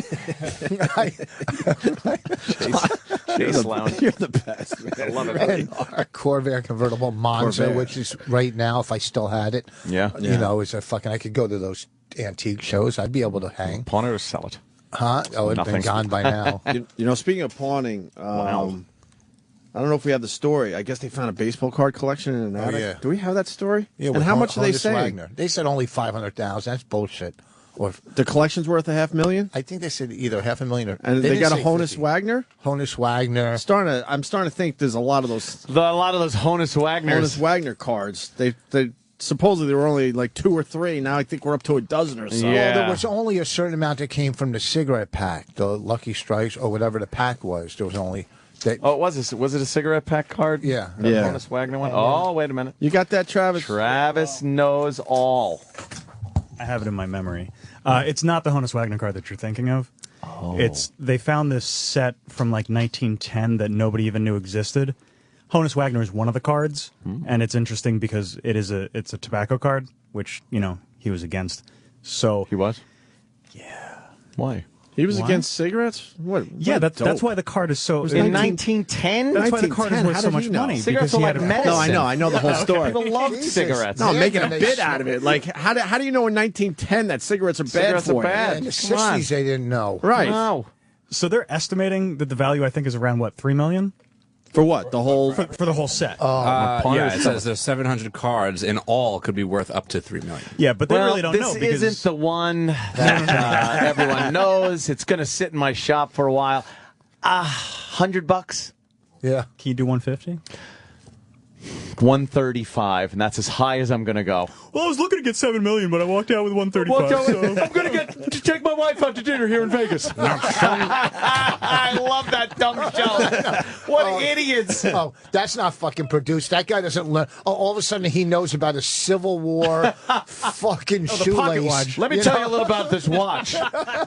He brings in his pal that just happens to know about the Civil War. I have an expert that knows about this stuff. I like when it's like a guy goes, yeah, I want $4,000 for this watch. He goes, not out of the question, but let me get an expert in here so I could tell. Meanwhile, he's thinking, there's no fucking way I'm paying $4,000 for this. I'll get the expert, he'll talk about it, and then I'll offer him like $700. American dollars? Yeah.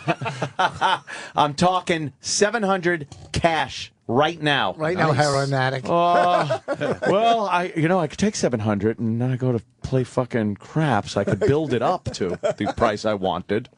Okay, I want to send my daughter to college. Yeah. I love when they think they're going to send their daughter to college. On my way to buy a meth pipe. Okay. Oh, really? I love it. Did you see the one? This Seen them dude, all, my friend. This black dude walked in there and he goes, "Oh, you're going to give me this?" And they go, "No." And he went out to store. Oh, that must have been hardcore pawn, which is different. By the way, that one was hard. Yeah, that was with the scripted father. shit. I hate that fucking show. Yeah, I hadn't come across it. Well, I'd seen it in the TV listings. I never turned it on, though, and I finally turned it on just to see like how badly. The first 20 seconds of me watching this was a black gentleman trying to pawn like a subwoofer, and he wanted a price that they didn't want to pay. Yeah. And then the mother dragged him out by his ear, saying, "You don't talk to people like that." And I'm like, "Oh God, really? Are you kidding me?" It's so fake. The first thing I see from this show. And then she jumped back onto the pancake box. That's not the part I remember. You know how big these pawn shows have gotten is there's one on ABC now. Is there? Yeah, there's What do they got there? it's like a sports card collectible store. Oh. And it's on ABC's on like I like the Sunday. ones with only toys. It's called Kitty Pawn. Whoa, start the car. Did you see the game show welcome now? to Opie and Pun. Storage fucking units have a show, and I don't. Yes. Storage units have a show, and I don't. Storage units have a little more personality. Okay. Have they found a dead body in those Their storage content units is more yet? relevant. I'm not sure. Have they found a dead body yet? That'd be the big that would be a good one though. Because they buy these know things. what's in those fucking They do, things. though, That's right? another. There's one. Of course Here's what they do. happens with Of these course. reality shows. There's one that's pretty much based in truth, and then 5 more shows come out that are completely fake and scripted and shit. Now the storage locker one, they have one that's kind of real, and then they got a bunch of them where it's just fake scripted shit. Because it's not true. They don't have the patience to wait around until they finally until find something the good happens. shit. The worst That's one. why reality shows in general suck now. The worst one They I've used to wait seen, it out. an ad for Lizard Lick Towing, which is one of these fucking tow shows that are completely fake. They go into a garage. It's locked. Okay? They get locked inside somehow, and a fire starts. And they're in there going, we gotta get out, we gotta get out. Meanwhile, the guy's still fucking filming the episode inside the locked on fire garage. Instead of trying to get out, You think at that point you'd stop filming? I was in maybe he would. I was in California. Yeah, when it happened, when the fire started, I you was knew through that. See? These fucking. First of all, I know the prices of these things that they get out of these things, Do you? and they go, "Well, this is worth $300." It really. It's worth $300. It's a black and white television. Okay, really? It's a fucking Mr. Coffee pot. Well, with this couch I could get. No, you can't, because no one's going to pay top dollar for a used fucking Piece of shit. jizz-monger, fucking lice infested. Okay, no one's going to pay that. So it's all bullshit. I remember one episode. One of the guys, they opened up one of these huge lockers, and it was office furniture. Yeah. And he's like, oh, I ain't bidding on that. He's like, office furniture. You can't get shit for office furniture. And then 2 episodes later, another thing full, office furniture that's still in the box. Oh, so office furniture is great. It's never been used. You can get $300 for that. This is great stuff. I'm going to bid on this one. And it's constant. Here's what happens every time. They open it up and it's like, this looks like a lemon. We're not going to make any money on this. And then before they go to commercial, it's like, hey, there's a box over there. What? Whoa! And then they go to commercial. And they come back. It's like, oh, there was a hole in the box. Yeah, it's nothing. Fucking assholes. 3 time-of-life Civil War chess set pieces. Okay. First, and then they all have a friend that works. Oh, we're going to take this down to the train store. Like there's one fucking train store left in that area. Town. Always. You know what? We're going to take this down to the Dove Soap Memorial Museum.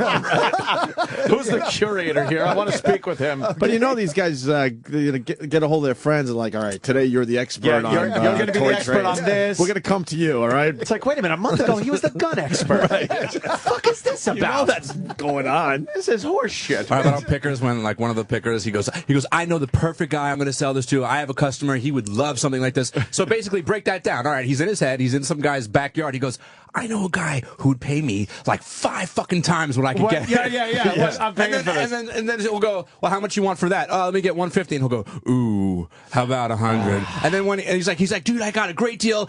I got it from him for 100. I'm gonna sell this for $700. So it's like you knew you were gonna make a fuck ton of money, and you were still being a scumbag on the price. He's still fucking trying to jab on the price. Here's one show I only watch a little of it, maybe once or twice, where they buy something, then resell it for more money, then buy something else. Yeah. So they start all on like Craigslist or it's a resale turnover show. shit. Yeah, it's turnover. So they end up, okay, I bought Tootsie Pop for 3 cents, and I sold it for 50. It works his way up, and the guy's living in a fucking mansion.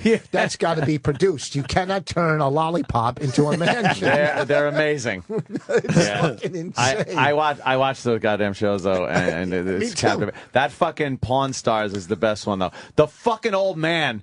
I would hate to go to the counter with him. He doesn't want to give for shit. You walk in, you think you're getting somebody else, an old man. Old man comes along. I'd just be like, fuck, man. I'm fucked. We were watching it last night. A gold doubloon? I don't know, son. Gold doubloons aren't going for all that much. Now, somebody, why'd you go and goddamn buy a hot air balloon? You really know when he's done. Like, you know that is the last price he's giving. That's it. And he doesn't even let the other guys do it. Because like sometimes Corey's there, and he's like, the guy goes, yeah, I want 400 for it. And Corey goes, and Corey's like thinking about what he wants to do, and the old man's like, ain't getting no more than $50. It's like, let Corey fucking talk. Well, they're doing by the way, no one calls Corey Big Hoss. I've never heard him called Big Hoss. They're doing good cop, there was a time that they would work in our backyard for free. Yeah. I saw him buy an aeroplane. An airplane. I saw him buy an airplane. I didn't know you were a fan of the Red Hot Chili Peppers. Okay. Oh, yeah. And I've been to a lot of pawn stores in my life. I've never seen an airplane. I've never seen an airplane. Aeroplane. I mean, airplane. It's real still. You never It's saw, just- yeah. Yeah, they buy shit that it's like, where are they putting that? There was one where they were going to buy this big fucking robot crate. Did you see that? I saw one? it's like one of those big things that they take to the auto shows, and it looks like a big monster Yeah. and breathes fire. Truckzilla. He wanted $1 million for it. Yeah. Let me get my Truckzilla expert here.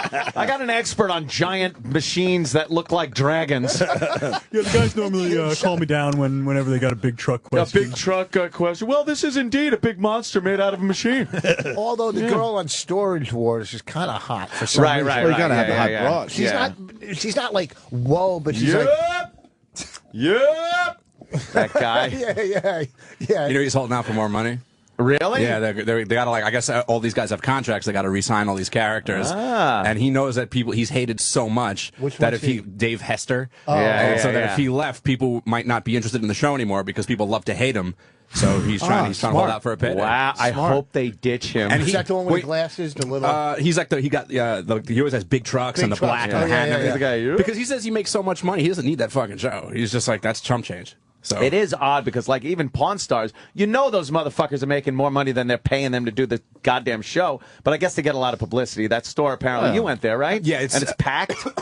Yeah, I mean, I went on a weird day, so it wasn't like a line outside, but there was definitely not a lot of moving around indoors. Half of the space is now retail for like Pawn Stars memorabilia, Chumley T-shirts. Oh my God! Yeah, you get you get like a $60 coin with the old man's face on it, shit like that. Wow, and these guys aren't there obviously Right. because they'd just be mobbed. So Yeah, there's of course. just a big cardboard cutout way in the back. So that's where you go and take your pictures. They just show up to film the show, and they don't work there anymore. probably don't even I own can it. only Wow. speak for the day Yeah. that I was there. The day I Right, was there. right, right. Might have That's been what their I day saw. off. I know a reality show in a beauty salon they had.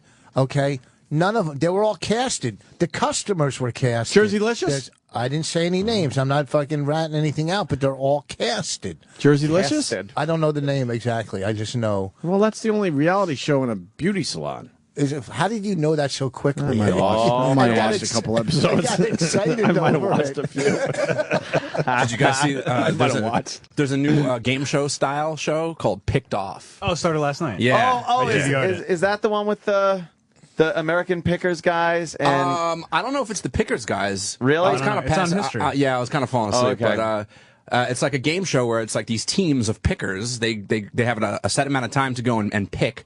With a budget. I'm not sure because it was just debuted last night. And the whole goal is to see what team is the better team of picker. that could make more money after. Who makes the better decision, who could identify the better deal, sort of a thing. Danny turned me on to Final Offer. Have you watched that yet? Oh yeah, That's a great show. That's pretty cool. I've What's that seen one? some people fuck up so bad. I'm so glad you guys are because I mentioned it fucking last week. What's Everybody's that looking at one? me like an asshole. Explain Final It's Offer. fucking good. Explain it. I don't even know this one. All right, it's people take their collections or they're valuable and they bring it to these 4 collectors, and each guy, they might be art dealers or whatever. It's always the same 4 guys. So here's the catch: you go in, you present your item, and then now you have these 4 rooms with 4 dealers in these rooms. You can go in sequentially. You pick a guy that you want to start with. He will give you an offer. You can negotiate. If you decide to take his offer, that's it. You don't talk to the other guys. If you pass on his offer, you will not have the chance to get it again. You say that's it, and you go hoping that the other 3 guys, one of those guys, will have a better offer. Wow. And then at the end, everybody gets together and they say, okay, well, who bought it and what was the price? And then everybody's like, I would have paid an extra $1,000, or another guy will say, But are they so fucking Are dumb? they, are they purposely trying to fuck you too? For the show? There are times when some people don't know what they have. There's times when other people, like the collectors, don't know what it is that they're trying to buy exactly. Yeah. So That's all bullshit because they'll go into booth 1. He'll say 10,000. The guy, no. And then the producer goes to booth 2 in the air, offer him 4. Okay? It's like fucking. Well, it's like trying to make something. Okay, so. They got to make TV still. Yeah, so. Coming up on 21. So, you know what? It's let's make a deal. It sort of has that. But Final Offer brought to you by Geritol. Did you see the one with the Marilyn Monroe dress? Yes. No. For $500,000, she passed it up, and no one offered her shit after that. They're like, "What would?" And they don't know what offer they gave, so they're like, "How about $30,000?" And she's like, "She just passed up $500,000." But does she have to sell it at that point? No. She could choose not to sell it. Did you see the season finale with that chick who had it's not a ruby. It was like some ring. I didn't see that one. It might have been a sapphire, but it was like it was the perfect grade. Like everybody knew that she had something that was worth like $250,000, and she knew it too. She took $200,000.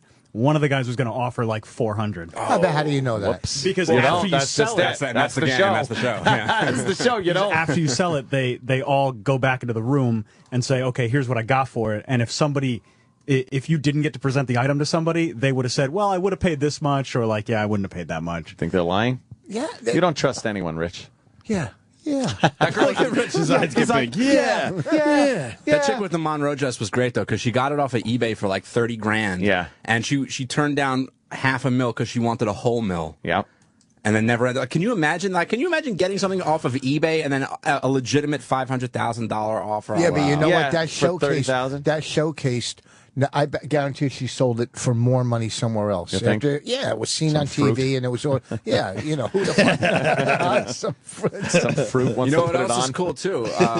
Hollywood Treasure. Hollywood Treasures. Hollywood Treasures. Hollywood I Treasures. haven't seen that one. Hollywood What the Treasures on fuck? Hollywood Is that Treasures on collectibles? Sci-Fi. It's about profiles in history. That big auction. Oh yeah. company. Hollywood Auction House. They have their own. They have their own show. Ooh. Yeah, and it's really interesting because this is like high end. Like Hollywood memorabilia stuff? memorabilia Oh, that's shit. fucking great. Like if you're into like weird, like if you know, Lots of Star Wars shit, yeah, lots like of a Star fucking Trek stuff. Oh, man. Yeah, it's Darth really Vader. cool. Oh, you know what they had? The actual Red October. Like the 10 fucking man, foot the long big Red model? October. Fuck, that's Hell cool. yeah, shit like That that. would If you be like all right. weird shit, How like much was fucking that? Cool. You know? That went for what, it went like for a 20 lot. grand or something? A lot more than they thought it was going to. Yeah, That's all I think remember. they thought they would get like $6,000 out of it, and they got like Yeah, 20. it went And the for a cool thing lot. is they'll show the auction. You know, Yeah, like yeah. when they eventually put these things in auction, they'll Well, that's show the exciting part, Yeah, right? Exactly. Hey, I'm Simon. Yeah. They had a vacuum, but they were passing it off as Christopher Reeves. Wait. I don't even explain. Because he's on wheels and had his respirator. sold for $95,000. 95,000 shit. Red October. That's pretty fucking cool, though. Well, didn't And they it's have, huge. And the guy yeah. didn't want to take it because he's like, it's big. Who's going to buy it? The guy, whoever's going to buy it has to put it somewhere, and he couldn't imagine It's gonna getting be rid in of my it. shop a long time. It's gonna take up room. And the guy that owned this, who gave it to Profile, who consigned it to Profiles to sell, also had the Forrest Gump bench. Yeah. Wow. Yeah, he's got a lot of shit. why is The that bench. worth big money? Oh yeah, The that would bench be from Forrest Gump? That was This is the available for actual sale. bench. The price can go through the roof. Really? That's Yeah, man. Yeah. Yeah, to Dude, Hollywood collectors, that's memorabilia, huge. Yeah. Is there a Back to the Future auction happening or something? I saw some memorabilia. Some guy tweeted me a link to that. There's stuff going up all the There's time. always stuff, right? What about Yeah, there's a pretty cool auction Shit's that they've got fucking cool. coming up at the end of what the month. about water surrounding Natalie Wood? Like, what if they took I don't think that If they bottled that bottles water? of it like what? Did, wring out her lungs. they had to show pickers with two hot girls. I don't know if it lasted. Two hot girls that were going out picking, right? Because you know they didn't really have that business because they were too hot. Too hot to and- be working Going a through garage garbage. sale, Right. going through garbage. So, Okay, of course. A Cylon. Oh my god. All right, listen. Why don't we break? Because we got to get to the Robert Blake audio. It's Hey. amazing. He's 79, by the way. It's like spats for a hummingbird. The fuck Did is he he say talking? that? He always uses spats for a hummingbird. What did he say? As something that's useless. And he called Piers a potato. He's calling something potato. Potato. It's in the audio that we're going to play next. Voss, what are you promoting there, buddy? Oh, this weekend I'm at Uncle Vinny's in Point Pleasant with Mr. Bob Levy. Will be opening for me at Uncle Vinny's in Point Pleasant this weekend there, and I'm there in August too. So, and our podcast is called "My Wife Hates Me" on iTunes or riotcast.com. It's pretty good. The last episode I heard was pretty good. Oh boy! Did Bonnie blow you? Oh, yeah, well, you know, I got the clip. What's that? You got the I got the clip. You got the clip? I'm prepared today. Well, I haven't heard this yet. Oh, you behind, haven't? I'm behind on your podcast. Oh, this little is bit. a good one. I'm a couple behind right now. The last two were really good podcasts. Really? All Yeah. right. We got the clip of maybe Bonnie blowing you. Wow. I'm going to play it, and we're going to get to the bottom of that finally. And Robert Blake's audio next. Stay there. Sirius XM. The Opie and Anthony Show.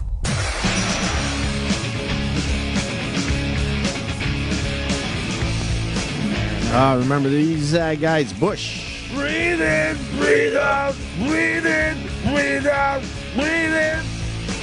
Happy birthday, Kaz. The Kaz.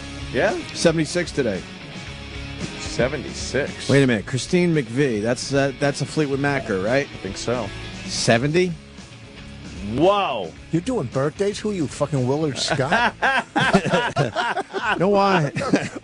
You're absolutely fucking right. Yeah. But it does add to it leads to stuff sometimes. I don't know.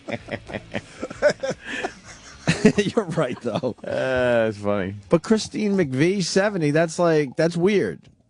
Who from Fleetwood Mac? Yeah, they used to be like hot broads. Well, No, she wasn't hot. she wasn't? Nicks was hot. Okay. Okay. Nicks is a fucking bitch. And Who gives a fuck? and she was what over. hot girl is it? See what happened here? A birthday thing is turning into something. See? Now. That's the brilliance of Right us. before your eyes. Although you are right. Where's the naked picture of Stevie Nicks from that album cover? Stevie Nicks Didn't was she do a naked fucking album cover or something? overrated, right? Yeah. Everyone's I don't kinda like that. hot when they're I don't like young. that. No, I mean overrated as a hot broad. Oh. Linda Ronstadt was pretty hot. Is that her? Linda No, she was hot. Ronstadt. Do you see that one poster of her? She was hot for 1 year. She's been a fat pig her entire career. That's true. So if you close a deal during that year, that's all. True. Jerry Brown went out with her.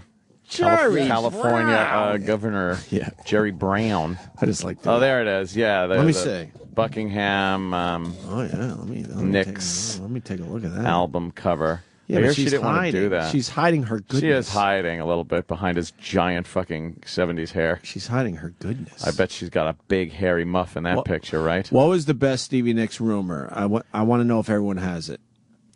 The best Stevie Nicks rumor. Go ahead. Had Ed. a cock? She had a. No. Oh, damn it. You don't know the best Stevie Nicks rumor? What? That that she I know did so Ant's much coke that her nose fell off. That's one of the rumors. It's impossible. You got it with the coke thing though. Coke that she got the hole in her nose. The best Stevie Nicks rumor is she liked coke so much. Wait, she drank so much cum they had to pump her stomach? Yes. Oh. No, that was Rod Carew. Sterling. Rod Sterling. Sterling. It was actually Rod Carew. No, that was great. Rod Stewart. You Who was dope. the girl? Who was the Sterling. girl that father was banging on the? Oh, that's a Fleetwood Macer. That- Oh no, no, it that was was a Mama and a Papa. Oh, Mackenzie Phillips. This comic Morgan Murphy had the best tweet after that. She's a funny one to she follow had the on Twitter, by fucking the way. best. She goes, "See, ladies, if you wear them down enough." Oh, wow. Morgan Murphy's good. funny. Why'd she leave Fallon? I have She's no a idea. writer. Oh, she A left very Kimmel, funny then writer. Fallon. Yeah, she's very funny. Very funny, man. I don't know her stand up, to be honest with you. But I know her as a very funny tweeter. Bonnie had a tweet yesterday that was fucking. She goes, Adam Carolla gets. Ladies are upset about what Adam Carolla said about them not being funny, and Daniel Tosh has to apologize. She's like, men just can't win. All right, that is pretty good. The Stevie Nicks rumor for the people that have OCD and care. She used to do coke up the butt. Oh yeah? Why would you do coke in the butt? I don't know. She would fucking have someone blow it right up her asshole. It was the big rumor. I'm saying it's a rumor. It'd be That's cool a if she dumb could rumor snort because it. it makes no sense. Is that rumor Fucking online, Danny, or is put a that one? 20 that- rolled up your if asshole. someone put coke in my butt, this would be my first reaction. You would just blow it back Wasted. out with a fart? Wasted Yeah, that you're way. wasting the goodness. Yeah, people that snorted it wasted it. Oh, you didn't like snorting? Fuck no. After you smoke it, it's That's like reading child's a play. book backwards. Who the fuck smoke? I Who don't even- snorts that's it? Mere child's play. I know, You're right. Really, yeah. that's wasting it. Listen, why don't we get on to the? We're done with our birthdays. We like to, Richard Simmons, 65. we'd like to give a shout out Oh. to Anna Tompkins from Duluth, Minnesota. She's turning 97 today. 97 years young. Young. It's On just a Smucker's jar. it's celebrity birthdays that lead to shit. That's all. Yeah. we throw shit out there and hope it leads to something. That's our whole job. Okay. So other shows will just do birthday. Wish it not. They'll announce birthdays and that's it. It doesn't go anywhere. Richard Simmons has a similar rumor as Stevie Nicks. What's his rumor? Well, it's not coke. Gerbils? Is he a gerbil guy? Whatever big fucking hairy thing wants to be up his ass. Yeah. Who was he made He's a the whole most career out of shape fucking. Thank yeah, you. yeah. I know you were just gonna go there. Yeah, I'm most amazed out he- of shape icon of fucking physical fitness. Yeah, an entire career with the guy that was never in shape ever. He made his bones on General Hospital many years ago as like the fruity fitness guy. And then somehow he got out of the soap opera and into real Wait a life minute. as the same character. Wait a minute, that's how it started? Yes. I didn't know until this moment. Yes. I always thought he was just a workout guy. No, he was on General Hospital. As a character. As a workout character. And then he left that, and everyone kind of just fucking had him as the physical fitness guy. And Wonder Woman never sued him for stealing her outfits. Yeah, with his dumb shorts. His flag short. and his flag shorts. And now he's got. I thought you said something else. Now he's got cotton candy hair. Oh, he's got that old lady. Horrible. You see old ladies, you could see right through their hair. He's got that. It just looks like fucking like cirrus clouds. Right. A little meteorological joke for you. His dry cactus hair should be blowing in front of the saloon. He's got dandelion hair. Dandelion. Fuck. Yeah, you just. If you ever go to health clubs, most of the aerobics instructors they're all fucking fat. Aerobics? How old are you? I don't know, whatever Fat? they Don't do. call it aerobics. Yeah, what do they call it now? I don't know. Workout classes. No one Really? does aerobics. When you do aerobicize. I don't No one fucking does know. anymore. It was my birthday 2 weeks ago. Did I get a happy shout birthday. out? We didn't know. You're not famous enough to make our celebrity birthday list. I'm famous enough to break my arm on my birthday. You broke your arm? You guys broke my arm on my birthday. You smashed a pot. No, a it was cake your on me. elbow. Birthday. On my birthday. It was my what? It was your elbow. You don't even remember. Your elbow was part of your arm. You fucking... Yeah, but people would say I broke my elbow before they say I broke my arm. Broke my knee, man. Well, I'm just saying. It is part of the arm. You're right, but it I was your still had elbow. the X-rays, and I'm still talking to lawyers. Oh shit! Stuff's gonna fucking come back and bite you in the ass. All right, let's move on to Robert Blake. He was on Piers Morgan, and no one is talking about Piers Morgan at all. Robert Blake, but he finally got a little bump yesterday in publicity. A lot of people's opinion. Robert Blake got away with murder, and that's what Piers Morgan brought up. Yeah. Oh, this is the video? That's Rich on stage, blowing out the candles on his birthday cake. One of our virus shows? Birthday, yeah. There's Louis C.K., Bobby, Rich, Bonnie, me, Opie. Oh, wow. All right, you guys sue Bob Kelly. Wow. You do know you have to sue Bob Kelly, not me. Bob Kelly, a little too aggressive. Wow, Bobby's a fucking prick. Yeah, I was trying to have a little fun with it, like just get the cake in your face, and Bob Kelly went all in. Yeah, I got and charged you. Rich held up his birthday cake. Bobby Kelly came over, and Opie at the same time, kind of, to tip it up into his face. That's all I was going for. And Bobby for. pushed it so hard that Rich actually hit the floor, and you hurt your arm. I hope you try to sue me. You're gonna lose. Oh my goodness! I'm not gonna say it was. Just sue me because I want you to lose. Ago. Sue everyone. Because I was very injured. There was cake everywhere. For God's sake, I was hurt. I was going for the basic, get it in your face, and Bob Kelly is the prick. Yeah. It's called Happy Birthday, Rich Vos on YouTube. We'll put it on our Facebook page, Opie and Anthony. Bobby has some animosity toward you. Holy Back shit! then he did. Yeah. Well, we were at the Comedy Cellar one night, and we're fucking around, and he picked up my pack of cigarettes and just threw them across the room. Mm-hmm. I took a whole plate of buffalo wings and threw them in his lap. 12 fucking shit. wings. I don't know if he was more mad that his clothes got dirty or he couldn't eat them. But that's the old Bob Kelly too. Before he gained a bunch of weight, because now he certainly wouldn't let a birthday cake go to waste. The current Bob Kelly would be crying seeing the cake on the stage. he's one of my favorite people on the planet. I love fantastic. Bob. No, but he really a little is. worried about him. Huh? A little worried about Bobby. Why he's losing? He's working out. Is he He's- losing? All right. He goes he's boxing. Yeah, with Keith. Yeah, Was he's he boxing. And Amy Schumer. Is he boxing up desserts? He's boxing. Well, what happens is Keith just hits him. Yeah. Yeah. Bobby, we love you. Here's Robert Blake on Piers Morgan. Do you remember the night that she died well, or is it now his ex-wife? Were they married? Do you at the remember time? your President Nixon? Yeah, he remembers. Her name was Bonnie. He remembers. Were they married at the time that she was murdered? I think they were estranged, whatever that means. Well, weren't they going to a restaurant together, and he went back in to get his keys or something weird, and all of a sudden there was a hit? Yeah. She's outside. What the fuck? How did he get away with this? He's like, yeah, I forgot my shit inside. Right. He goes in. Conveniently. And conveniently, when he's inside, she's murdered. She gets fucking murdered outside. When you said, do you remember President Nixon? Yes. Why don't you go to the map and have one of the callers, take the red tack out and see if they know what song that's from for a prize. See? Do you know what song that's from? Yeah. Okay. Yeah. Go to your map. Old Jizz Belly sang it. No. Old Jizz Gut. No, that was Bowie. Yeah. What? He was Jizz Gut, too. He was Jizz Gut, too? Yeah. Bowie When he wasn't making out with Mick Jagger. swallowed so much of Jagger's jizz, and then Jagger swallowed so much of his jizz. They were just pumping stomachs. It's crazy. They're all just sleeping with each other. You're choking on that? Are you choking on jizz? He's choking like some guy that knows what that tastes like. Yeah, why such a reaction? Oh, It's man. disgusting. Think of A little too Flashback. close to home, huh? No, what's the song? I really don't know. Changes. Is it? Yeah. Right? Wait, what's the lyric?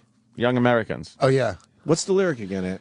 That was the one where he remember goes, you do remember your President Nixon. Oh, right. The bills you had to pay, or even yesterday. Yeah, that one. I like some I Bowie. saw fucking Bowie in concert. Was he great. good? Oh, fucking great. Yeah? He did That's a Ziggy- surprise. He did Ziggy Stardust. That's when he came out with Ziggy Yeah, Stardust. yeah. That was a good album. What year was that? Were you a crackhead? No, I was coke. Oh, okay. Oh. That was before crack. I didn't go to concerts when I did crack. Who has time for concerts? Well, it's time for anything but crack. Did I ever tell the story when me and my buddy Buzzy were fucked up on cocaine and we went to a James Taylor show? Oh, and we were in wow. the front row. Good choice of fucking That's artist. why it's funny. We were making a complete asses of ourselves because we were wired, and everyone's just chilling because he's just singing his tiny little mellow Singing songs. his little mellow but songs, to us, you're we were at wired. a Metallica show. Did I ever tell this story? No. And we got kicked out. You got kicked out of a concert? Yeah, because we were completely over the top. I've seen. But I Grinding your remember, teeth. I remember the day. To us, we thought we were acting appropriately, Well, don't you look and he's down. just like, Oh, my God. doing Fire and Rain, and we're thinking it's Enter Sandman in our heads. You gotta help me take a stand. I seen fire and I seen... Yeah, motherfucker! Sing it, you fuck! That's pretty much what was happening. Days that I thought would never... Whoa! Motherfucker! Did I ever tell this story on the air? We were like an hour late, and we thought that was normal, and then we Sing it, you motherfucker! we took our seats. We were singing a little too loud. We were doing the sing-alongs when no one else was singing along. Oh, man. How embarrassing. And I believe it got to a point where James Taylor completely noticed us, and we got kicked out. You gotta help me make a stand. Woo! Yeah, motherfucker! Love this fuck! We were so zooted. We were fucked know, up, we went to see- and really. Coke will fucking do shit to you. We went to see the New York Dolls. We were tripping our brains out. It was Halloween night at the Waldorf Astoria, and everybody's fucking It's all gay. The New York Dolls had a big gay following. Certainly did. Hence why you were best, there. The best costumes, and we're all fucking fucked up how on you did. blotter acid. Yeah. And I told him, on blotter acid, and we're sitting on a table, and the lead singer had a gun that shot light with a snare drum. It Yeah. was like a machine gun shooting light, and we're Oh, tripping. that'll freak you out. And we're fucking freaking out. Then we go outside to look for our car. His mother's. We go to a cop.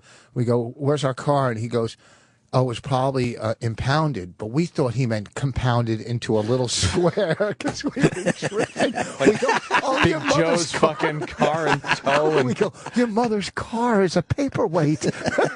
no one that'll be missed. That's great. Fucking little cube. You were fucked up. We were so fucked, and we're walking around all depressed, and we see the car, and there was like fireworks and Jesus and everything. Compacted, impounded, compounded, compacted. You are fucked up, Rich Vos. James Taylor and Coke. Yeah. Yep. Sounds fun. I was the good old days. Those were great concerts back then. Yep. Were they? We really thought we were seeing fuck. some fucking loud, over-the-top thing. Anyway, here's Robert Blake. Yeah, let's hear Robert Blake. The murder of his, I think it was his wife at the time, Bonnie. Or is it now something you've blocked out of your head?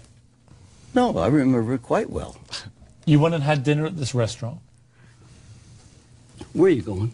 Oh. I'm interested in what happened. No, you're not interested. The guy, what are you doing? What the hell are you doing? Let me help you. Let me take this out of my ear. There's no one talking to me. Okay? You haven't got to worry. There is nobody talking to me. These are my questions for you, which are based, in my view, perfectly legitimately. Now you want to know what happened that night? I'm curious, yeah. No, you're not curious. I am, because you were acquitted. I thought you said you researched all this, so you know what happened that night. I know the facts of the night. I'm curious about... Tell me about the facts of the night. You take your wife for dinner to a restaurant. Go ahead. Your wife goes to the car. You go back to retrieve, as you say, your gun, which is in the restaurant. And when you return, your wife has been shot dead. When they test the gun that you go and retrieve, that is not the same gun that killed her. Am I right so far? So far. Right, so Roughly, I'm factually yes. correct. I have no agenda here, at all. You clearly think I do, but I don't. It sounds boring as hell, but go ahead. I don't think it's boring. Your wife got murdered. No, but your questions are boring. I mean, even what you just said. Are you sure the people at Tibet give about any of this? What? What was that part? In bed.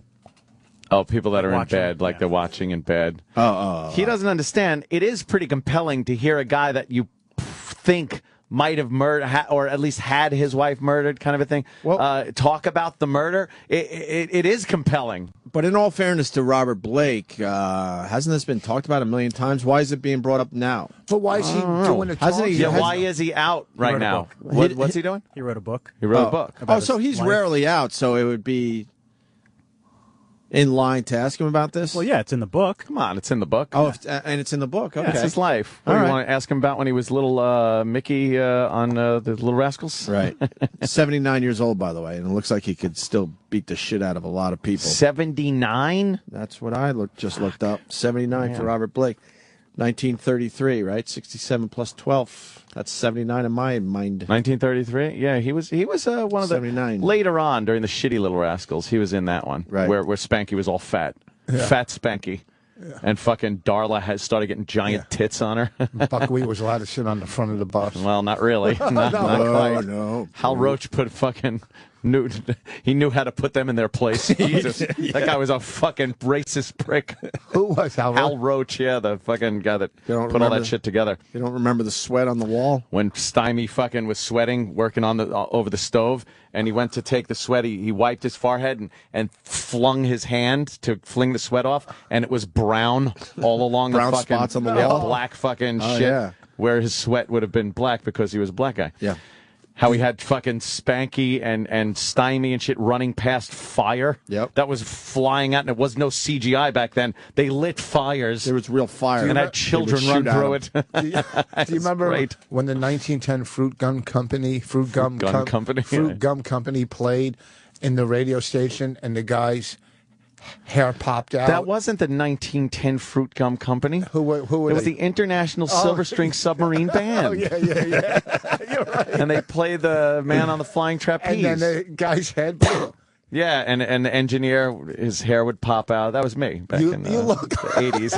Exactly. Actually, you look really good. Have you not drinking for a day? Thank you. For a day. Actually, well, nah, technically, no. You got a good glow. I'm tan. I honestly have not been partaking in as much booze as I have been. Not funny. You motherfucker. That's funny. Not for any reason, but I don't feel like I'm as. For some reason, I'm just not as into getting hammered as much as I She can't get into bars. No.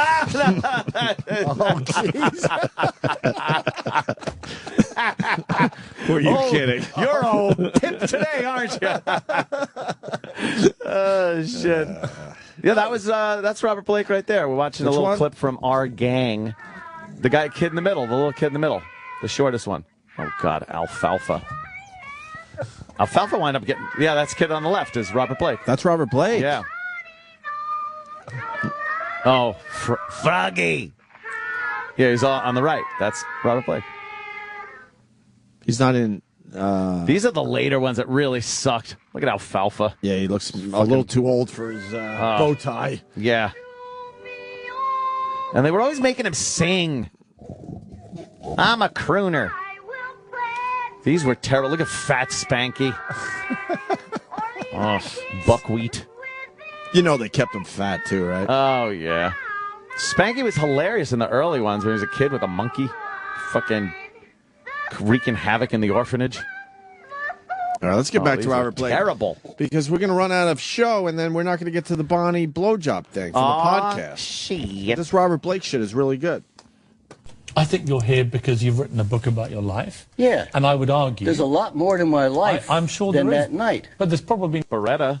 Yeah, but you know what? If you're part of a whole murder thing, I'm sorry, but people kind of want to hear about that. You can be as frustrated as you want, but that's got to come up every time. All of a sudden- Nobody gives a fuck about the parrot. No, And no As one really... much. No one really wants to talk to OJ about his Heisman. Exactly. You know? It's pretty much... Sucks to be you, but unfortunately, this is the highlight of your life. I'm sure there Than is. that night. But there's probably nothing more significant in your life than... Really? Than the murder of your wife? I didn't murder my wife. It may be significant to you. I didn't say you did. But it isn't to me. You said there's nothing more significant. Than the murder of your wife. Personally, it's not the most significant thing in my life. The most significant thing in my life is when I was 2 years old and I found an audience. The next most significant thing is when I went to MGM as an extra, and 3 years later I starred in my first film. You know, Oh, no. America just was going to war. It was the worst time in the world for America, but there's nothing more significant than a little boy with no parents, no friends, nothing, walking into MGM and 3 years later starring in his first film. You know how significant that is? No, because you've never lived my life. Oh, God. I think the murder thing really kind of puts all that other stuff still above in the all back that seat. stuff. Yes. Kind of in the back seat, a little bit. Oh, wow. Piers asked Robert Blake if he's sane. Oh, no, this ain't going to play out well. Oh, you Piers. Do you think you're sane? What? Do you think you're sane? Do you think you have your full sanity?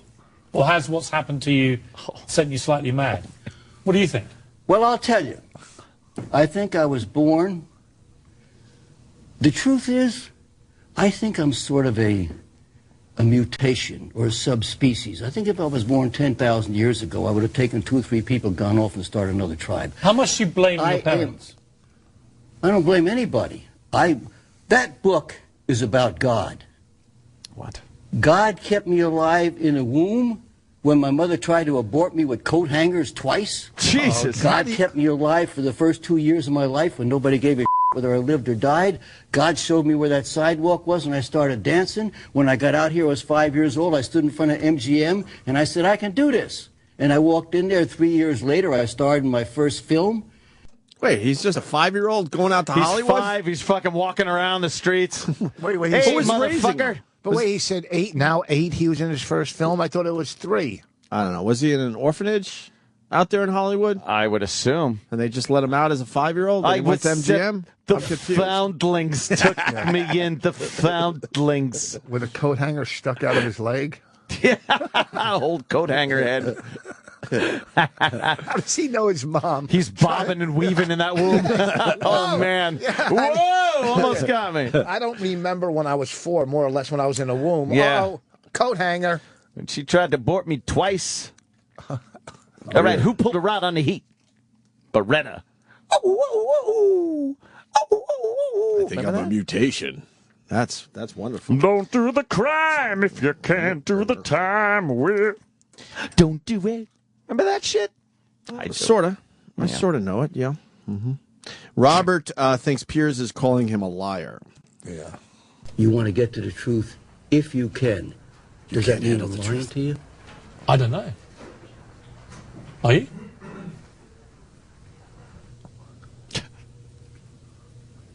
Commercial. What do you think? I don't know. I think we're going to get to some questions where... Well, tell me where I'm lying. Because if you don't know I'm telling you the truth, then you must have a little scratch in the back of your head about where I'm lying. Now tell me where I'm lying. I'm not saying you're lying. But you're saying you don't know if I'm telling the truth. What the hell is the difference? I'm saying I've met you for, what, 20 minutes? I don't care about that. You put me on the stand. I'm telling the I haven't truth, put and you you on the say stand. you're scratching the head. Why are you being so defensive? Because you just insulted me. I didn't insult you. Yes, you did.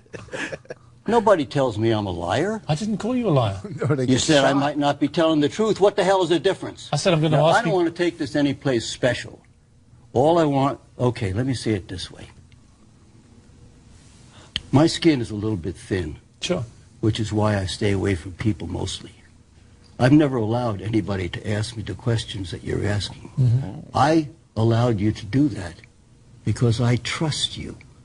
And I would have assumed that you and that guy in your ear would trust me. Now he's paranoid. And if you don't, then we better start talking about the little rascals.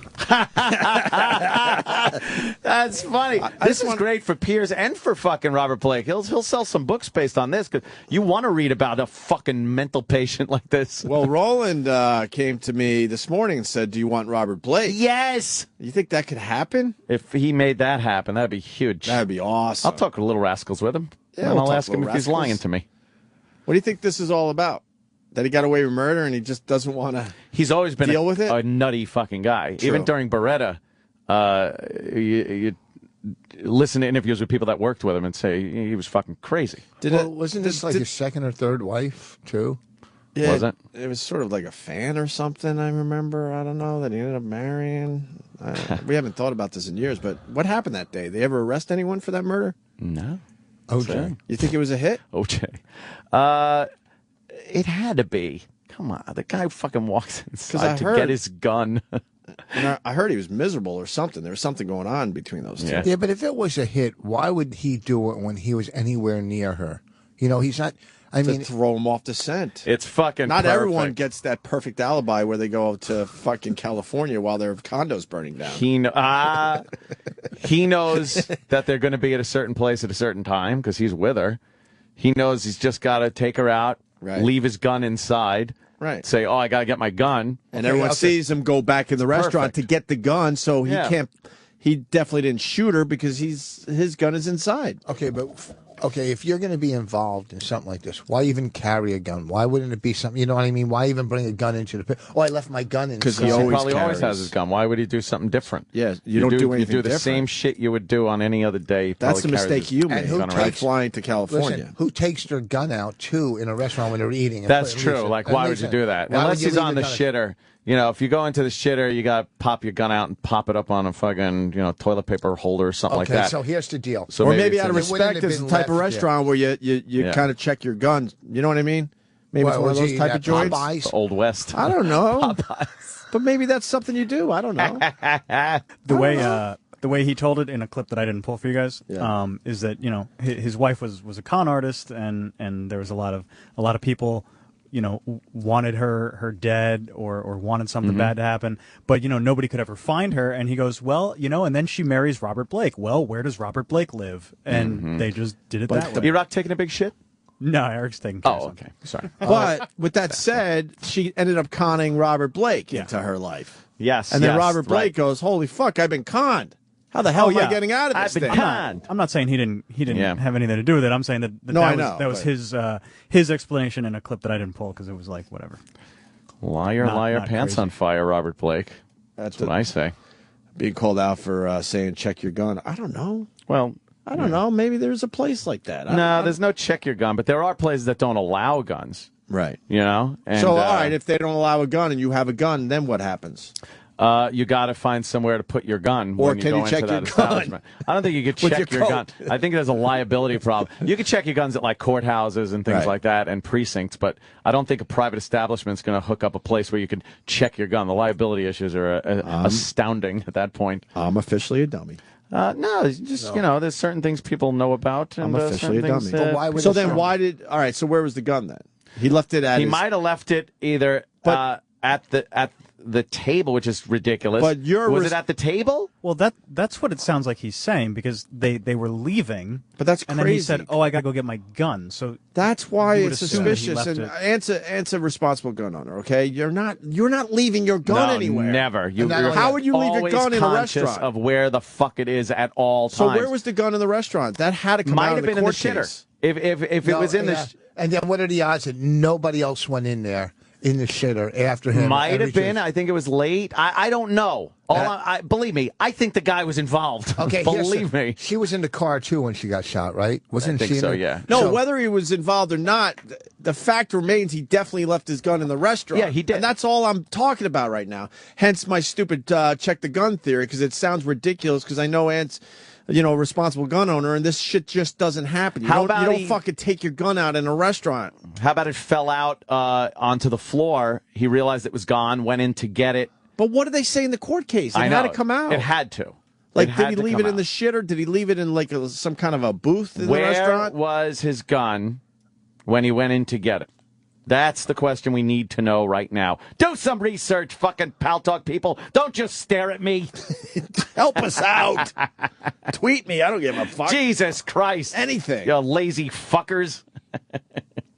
Oh, God. Mm-hmm. I go to that restaurant a lot. They wouldn't care about walking in with a gun. Okay, that's okay. yeah. Some places do, some places don't. Obviously, we're moving past the check the gun theory, which was stupid on my part. I get it, but there are. But I want to know places, the real though. answer. Yeah. There are places though. New York's a kind of weird. There's almost a good part of New York being so much of a pain in the ass to carry a concealed weapon, because a lot of these open states that are very lenient. Is California open state? I don't even know. No, not really. California's kind of a pain in the ass. But let's say Texas. Very easy to get a gun in Texas, Arizona, stuff like that. A lot of these establishments put up signs that say no guns on premises. Okay. And you're not allowed to go in there with your gun because everyone has a gun. In New York, you never see those signs because most of the people don't have guns, and they don't have to put those signs up because, for the most part, no one's going to have a gun when they walk in these places unless they're, bad guys. Gotcha. So it almost works out better that you could go into more places with your gun in a tougher state to get a gun in. See, now someone, Kyle in Indiana, says he checked his gun with his coat, and I really want to go to his phone call, but I think it's more abuse for me. Yes. I think it's going to be a joke. All right, let's hear. Kyle. He hung up. All right.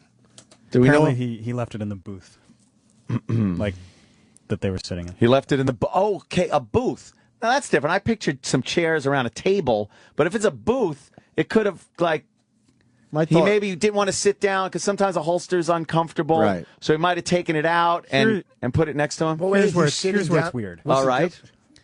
After they left, Blake returned to the restaurant to retrieve his handgun, which he had left in the restaurant booth. He asked for water, and after drinking 2 glasses, he left again.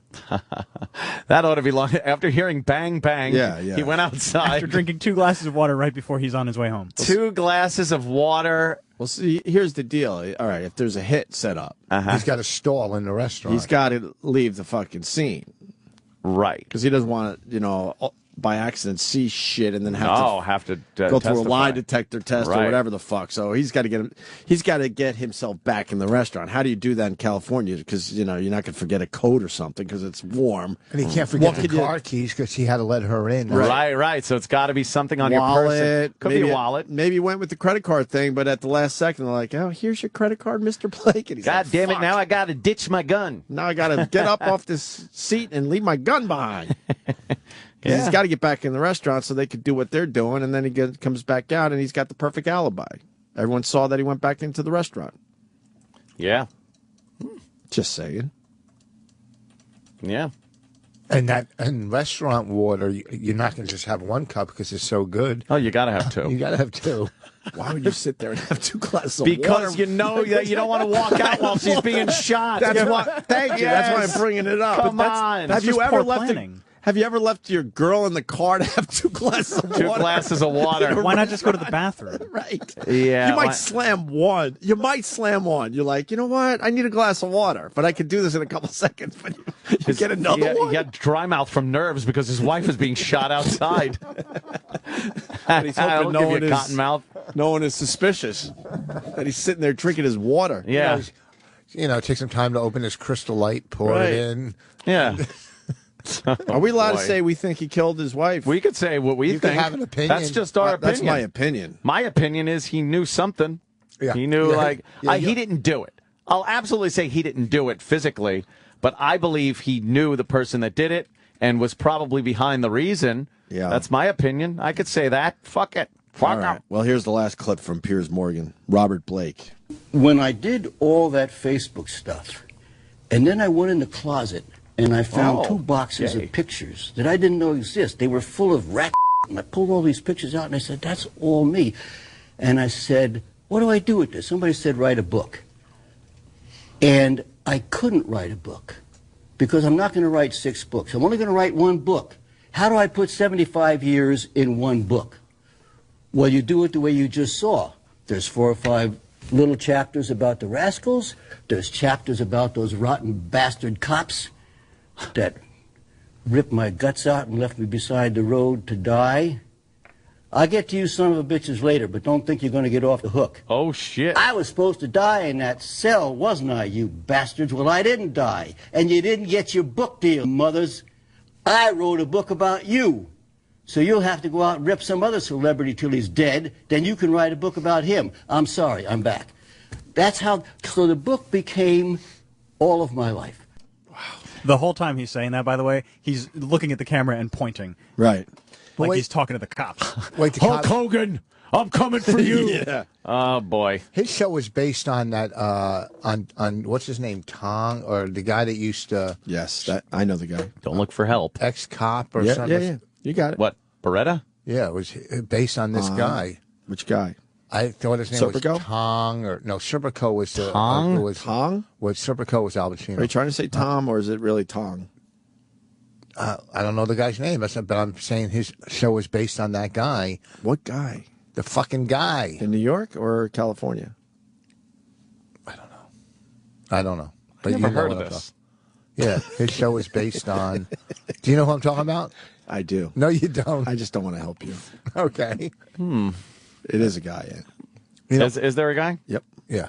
All those shows back then were based on something, I guess. He was a Some stuff's motivational getting- speaker that was an ex-cop. Beretta? That What was his real got name? sober. Beretta? Wait a minute. How long did Beretta run? Those Well, shows. no, they caught him right away. All right. That's fucking... Those shows didn't run that long, right? Usually. Well, fucking, you know what? First of all, Robert Blake's wife Oh, is a crazy. 75 to 78? Yeah, there you go. Wow. 3 years, 4 years. Oh. So, Robert Blake's wife was a crazy stalker before they got married. I think she was married a whole bunch of times. Yeah. Kooky. And then he got had and went, holy fuck, she's not going to get the best of me. He probably didn't know. Toma. Yes. All right, the show is a milder version of the successful 73-74 ABC series Toma, starring Tony Musante as a chameleon-like real-life New Jersey police officer, David Toma. I remember Toma, that show. I didn't like watching it because the name of it just sounded like tumor.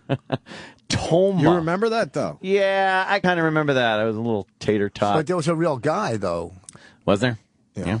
I didn't know it was based on, like, Toma. Yeah. Yeah. There he is. See, I was close. What did I say? All Tom? right. Tom. Listen, you're stalling. So you do a podcast with your wife. Are we done with Robert Blake, I guess? Yeah. That's some crazy shit. He is crazy. He's nuts. Well, I'm not a big fan of Piers Morgan either.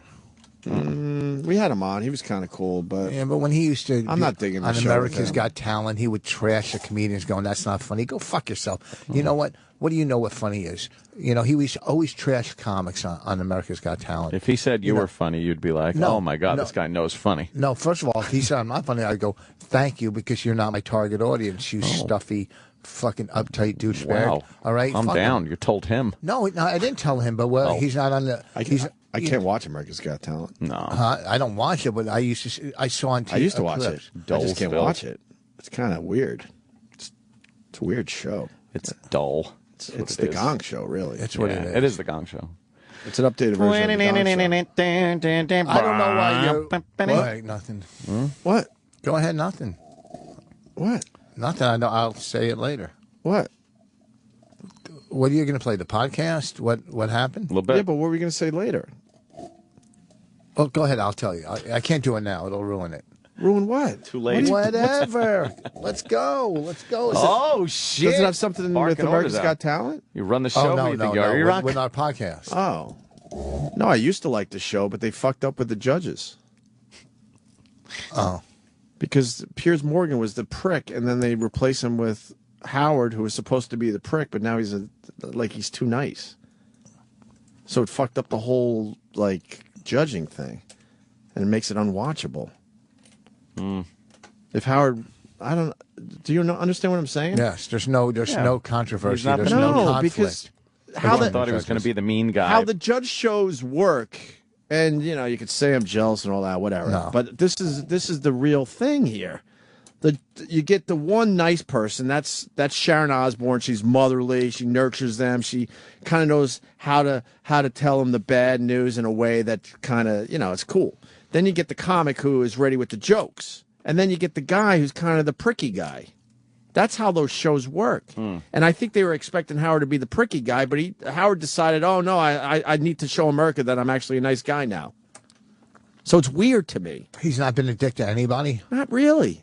Oh. Not I really. don't He's the watch it. one that gets up and goes on the stage. I've seen a couple, yes, but I haven't watched in weeks. And he's the one that goes on stage and comforts them and hugs them and stuff. It's like, no, you were hired to be Piers Morgan or Simon Cowell. He's changing his. But he decided on the perception. fly that I'm going to show America that I'm actually a nice guy, because the rumor has been over the years that he actually is a nice guy when he's not doing his radio show. Yeah, but the difference between Simon Cowell and Piers Morgan is Simon Cowell really does know music, and he did give good advice. Piers Morgan just was trying to be a dick to be a watered down Simon Cowell. And he doesn't get comedy.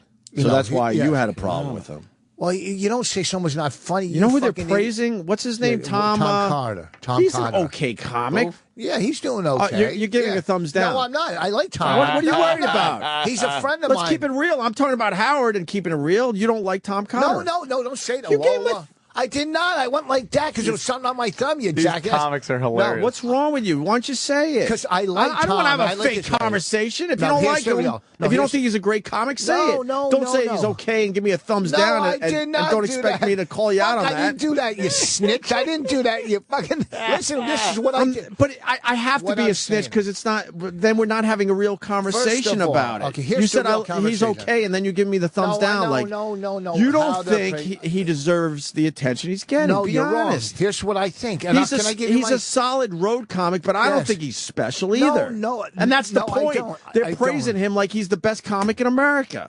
What it is, here's what it is. First, with Tom, I like him. I like his wife. He's been around for a long time. Forever. For a long time. And I have nothing against okay? the guy. And I like seeing him get a fucking break. The dude has been busting his ass. Okay, he's not. Listen, he's not Louis C.K. He's not DePaulo. He's not our type of comedy. Okay, but what he does it well. Okay, that's all he does. Not saying. I like what he does, but what he does well. Right. So I'm not saying he's bad. On a 1 to 10 scale, he's a 10 for what he does. He's not our brand of humor. He's not Norton. He's not Bobby. Right. He's not Billy. Okay. So America eats that shit up because 1, he's doing it in 90 seconds. Right. Okay. 2, he's clean. Okay. Listen, I would never do that.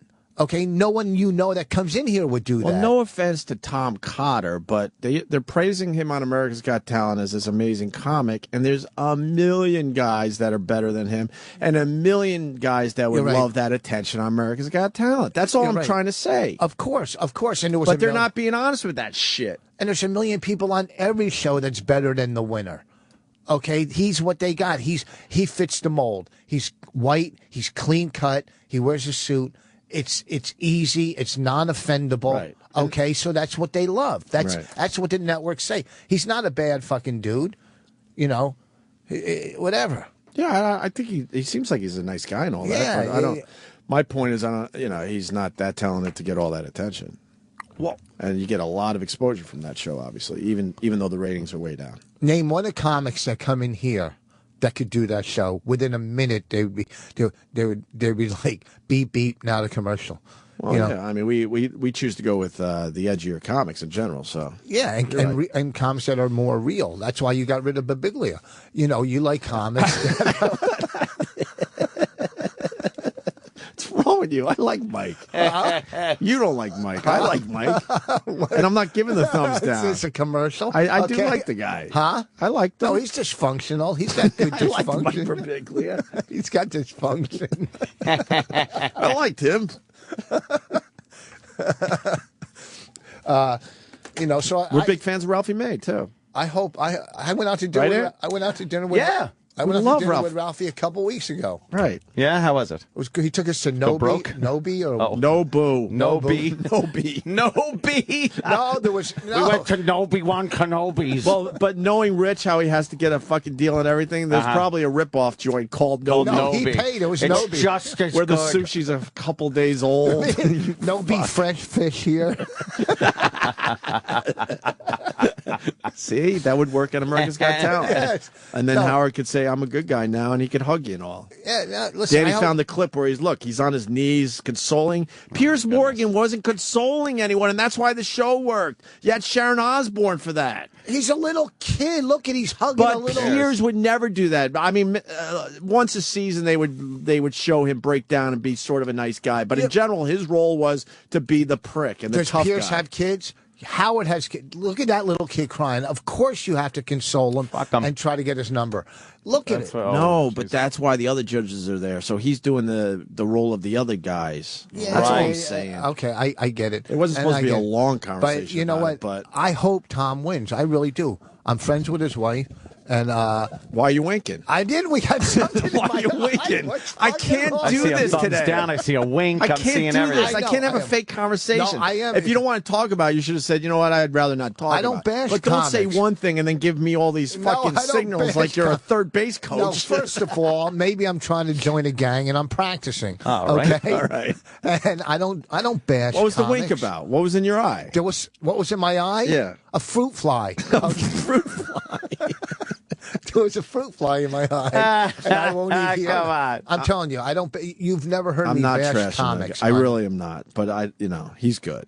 But he is. there's a what reason he why is. He is what he is. He hasn't had a better career. Yeah. No, He's just a Yeah. solid comic that gets a lot of work on the road. That's Yeah, all. he is And now what all he of a sudden is. they're praising him like he's an amazing comic on America's Got Talent. And it doesn't match up. That's all I'm saying. And we can move on. Okay.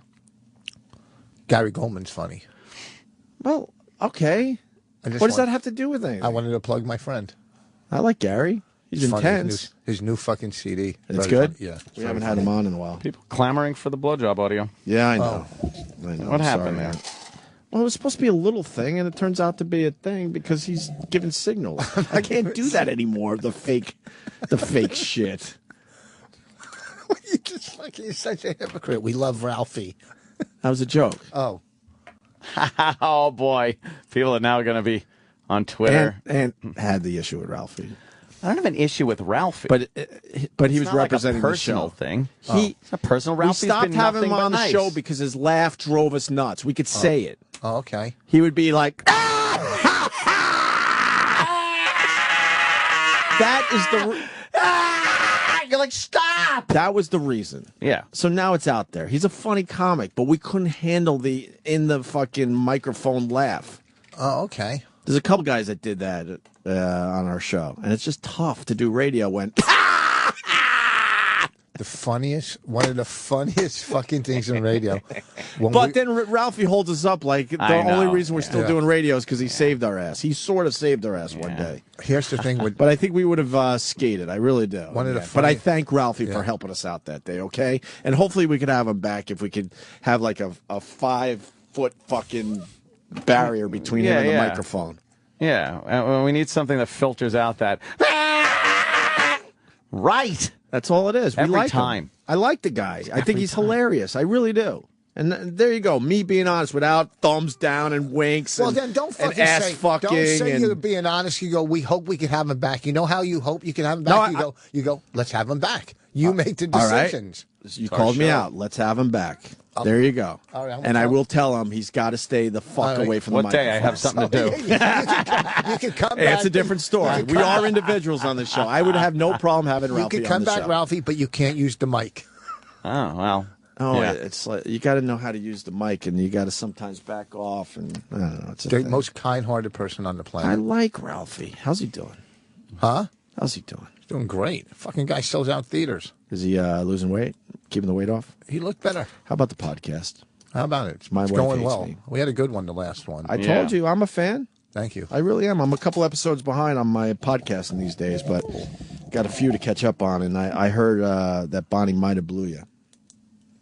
I don't know. We do so many podcasts. Oh, wouldn't remember I got that. the clip right here. Not the way she does it. And I hear you're disgusted by the fact that she might want to blow you. And it comes across in the podcast. I think you kind of squealed and went, ew, when she suggested it. Is this true? I people. don't remember. I got people. You got people? I got people. They tell me things. Because I haven't heard this yet, I swear. Well, play it real quick and let me see if I can. It'll bring back memory. After these messages. No, I'm just kidding. I'm just kidding. Oh, man. Here it is from the latest My Wife Hates Me. Yes, this is the new one that's on. Okay. No, we could another 4 or 5 minutes. Okay, so let's close. Oh, the beauty of Bonnie, and this is why I love your podcast. She fucking hates doing it, and she's not faking it with thumbs down and all that. She really fucking hates it. And she always wants to just end it. And you're obsessed with making it an hour every fucking time. I don't know why. Sometimes, yeah, you throw a 50-minute out there. Who cares? It's an obsession with you. Is it? It's the Because that's what you're hearing here. You need the setup. You hear Rich go, oh, we got 4 or 5 minutes left. God. Well, it's 'cause And we she's like, come on, let's just go. No one gives a fuck. Yeah. it's the only time we talk. So that's what you're hearing here. Right. No, we could another 4 or 5 minutes. Okay, so let's close strong. Let me suck your cock right now. Ew. Come on. There's the ew I heard about. So it is true. Ew. Why would you say ew to a blowjob? Why would I say ooh to a blowjob? Yes, why? Because if it's going to happen or doesn't happen. What makes an there's- ew blowjob? I need to know. Yeah. that she would say that on the air, that my wife, who I love and I cherish and I look out for, would go, yeah, I'll blow you on the air. That's what made you go ew? It's not television. Not the physical act? No, and it was light out. You are old school. You need all lights off, huh? So I don't have to look at her. No, she cheats when she blows. 2 hands and fuck. You know what? Fucking get into it. I paid a mortgage, bitch. Use some fucking face. Oh, but she's your wife, and you don't want. Oh no, I'm just saying. Okay, you're just so disrespecting her. You want her to gag a little bit, right? That couldn't happen with me. No, we could another 4 or 5 minutes. Okay, so let's close strong. Let me suck your cock right now. Ew. Come on. It's hot the way You want to said give it. me head? Yeah, I'll give you a head right Are on the you podcast. kidding me? What if somebody was listening, like your family? That won't happen. That won't ever happen. Oh, that okay. You can do that. What if they played this on O&A, though? Yeah. She's smart. Oh, boy, she sure does know She's things. smart. That won't ever happen. Oh, that okay. You can do that. What if they played this on O&A, though? Go ahead. Because sometimes they play them on O&A. No. Yeah, no, come on. Let's see. Look, I'm pulling it out. Now look, we're Come on. playing it. Yeah, it's out. Oh, look at that. It Oh, look at that. honestly. This is like porn. This is porn on my camera. Go ahead. Okay, look. Oh, my God. Oh, God. Are you crazy? Oh, my God. She's doing this on the mic. Oh, my goodness. Okay, that's it? Oh. All right. So Wow. if you stuck around for that. That's just we're just kidding. It didn't really happen. It didn't really happen. I know. Relax. No one thinks it happened. What am I, Chloe Sevigny? Who's that? I think she blue. gave somebody head in a movie Yeah. once, for real. Chloe Who? Savini? What do you mean? Is that how you say it? A porno? Apparently not. No, It's just that like a Brown Bunny movie or something? Chloe who? Sevigny. What are you picking out off your tongue? Nothing. You're joking. We're joking AIDS. around, everybody. Eggs.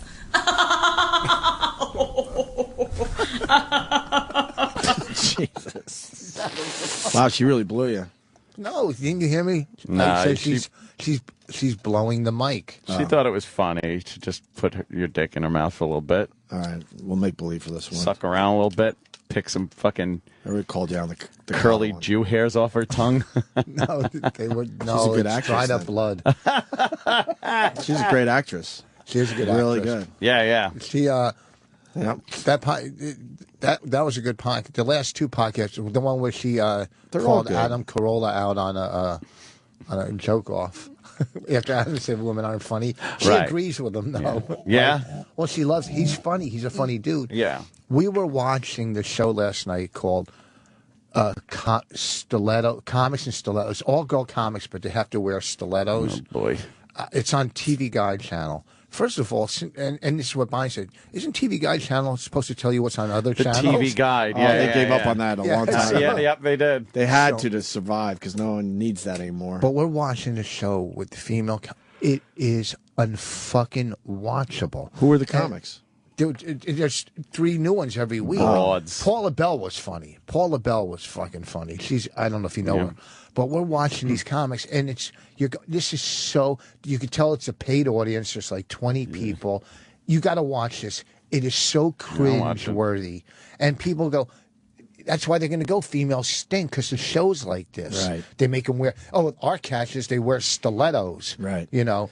And guys would never do that. There would never be a comedy show, Tux comedy or Tux, you know what I mean? Well, that sounds good. When you pitch that. Yeah. Guys, But it's comedy on TV is so fucking bad now. Yeah. And Cotter's great, though. Who is? Cotter. He's killing on America's Got Talent. Killing. I watched a clip yesterday. That's why you bring it up. By the way, why was that face? Oh, because I go to the bathroom so fucking bad. You have no idea. I'm squirming. By the way, to be fair, by the way, this guy writes, Howard is very tough on the live shows. Check it out. Well, fair enough. And this guy says, where is he? Ryan Kenward writes, I think you're great, but the Howard hating is petty.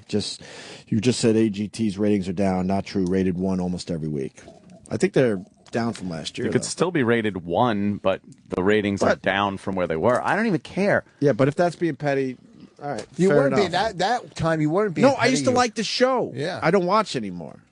If it was anybody, And is it because I'm obsessed with Howard? Maybe, I don't know. But I tried it and I just couldn't get into it like I did in the past years. That's all I'm trying to say.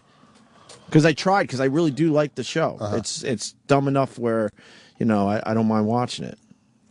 Well, anyhow, this weekend I'm at Uncle Vinny's in Point Pleasant, and our podcast is My Wife Hates Me. And this is my CD is nominated for a Grammy. You got to get this fucking CD.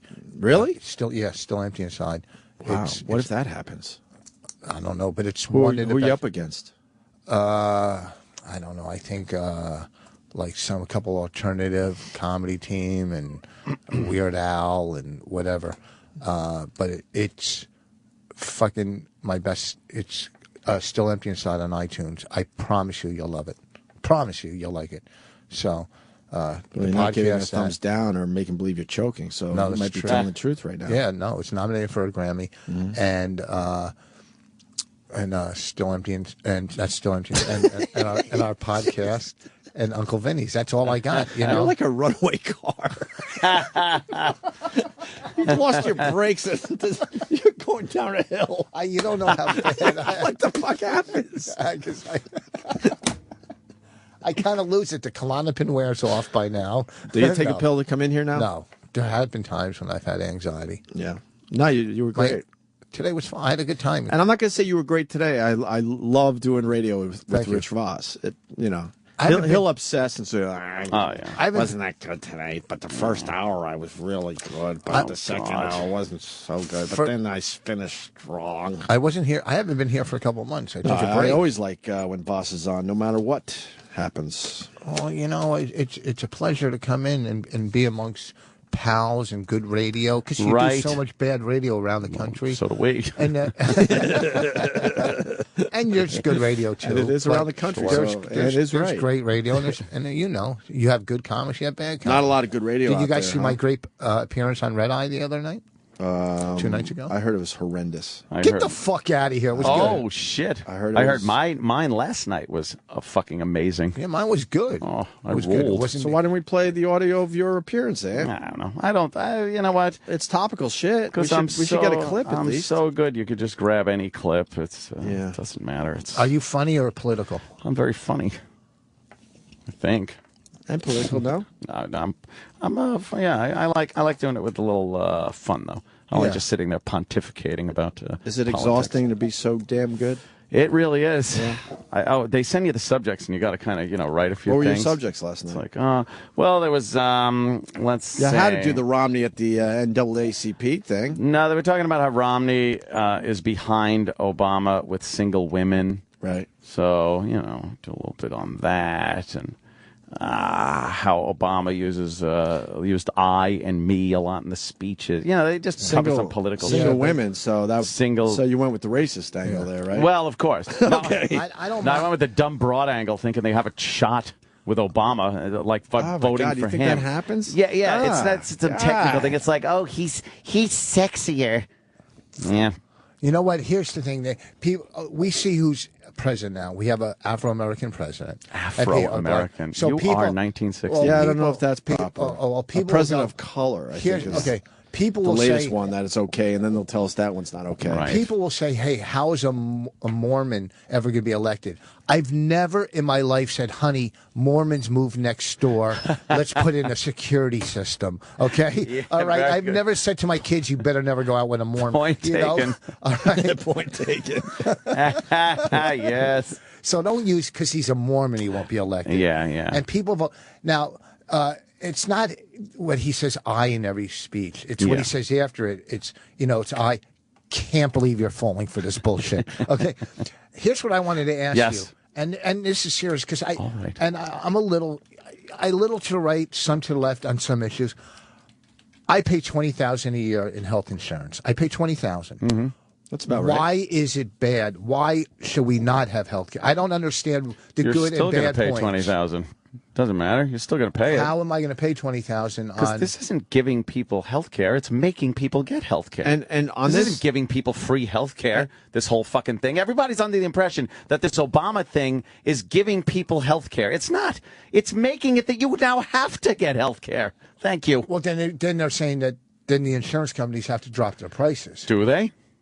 They're not going to drop their prices. If they regulate it. If. When? So, well, then how is the whole country being tricked thinking they're getting free health care? I think a lot of people think this Obamacare thing means free health care, and it doesn't. They don't know. People are dumb motherfuckers. And when they hear shit like this, Obama wants to give every American health care insurance. It's like, no. He wants us all to have health care insurance. And if you don't, then the IRS is going to come knocking at your door for your fucking tax money. A lot of people were yelling on Twitter after that, Ant, saying it's not the IRS. They're full of shit. It is the IRS. I just want to bring it up, though. The IRS is in charge of collecting these penalties / taxes. Yeah. The IRS is buried so deep in this Obamacare thing that they shouldn't be. The Internal Revenue Service has no business being in your health care business. Okay, but you're saying, okay, so I guess I am ignorant to this. So you're saying that no one's getting free health care out of this? No. This isn't? No. There might be some people getting affordable health care down the line, but you're still going to pay $20,000. You think your fucking health care insurance is going to go down? It might if you get shittier insurance, but, it's like car insurance, same thing. You could get car insurance and wrap your car around a tree and you're totally covered. Yeah. Or you could have car insurance that's kind of shitty and your deductible's a lot and your coverage is less and it's not going to pay for the entire fucking thing. That's what it's all about. But now you legally have to have insurance. Do you know fucking the other day, I'm sitting at the blackjack table, the fucking dealer draws an ace, they say insurance, now I had to buy it or else they penalize me some of my chips under the new Obama plan. Doesn't that suck? I'm down. Sucked. See, how did you do at the casino? I made $5,000. I was playing internet craps just on my phone. Oh my God. I'm down $10 million. You're $10 million. Don't go back to that gambling. I What's was wrong with playing you? last night in bed. That's the and start I right crapped there. out so many times. I bit my arm. I was so pissed off. That's a dumb app game. Jimmy thing. Biting the arm. I taught him that. He doesn't bite his arm. yeah. That's my fucking release when you get mad. Is it? Because I know he does it too. I used to bite right here, in between the bicep and my shoulder muscle. Right here I when stopped though. Really hard too. I bite the head of my dick. Oh, you could do that. I wish. I mean, you'd watch me for 4 hours sucking my own cock. Whoa, here's a joke we never heard. You wouldn't leave the house, would you? No, I didn't say that. I said I wouldn't leave work. Just suck my dick. I'm with Ann on the Obamacare. What? Healthcare system is fucked up in this country, but the way they're going about it, I don't agree with at all. It's just forcing people to buy health insurance, which, but it is whatever. fucked up. Why don't they just start regulating the insurance companies and stop them from raping why everybody? would they go after those guys? And That's stupid, Rich Vos. They ought to open it up where... Because they're fucking sending more fucking That money, is dumb. more campaign contributions, and their fucking strong lobby is, they're $20,000 a year and $20,000 a year. That means you have to make 30 to pay 20. It's insane that you have to pay $20,000 a year for health insurance. It's in fucking America, insane. Okay, period. And that's just for me, myself, my wife, and the kid. I'm doing the same thing.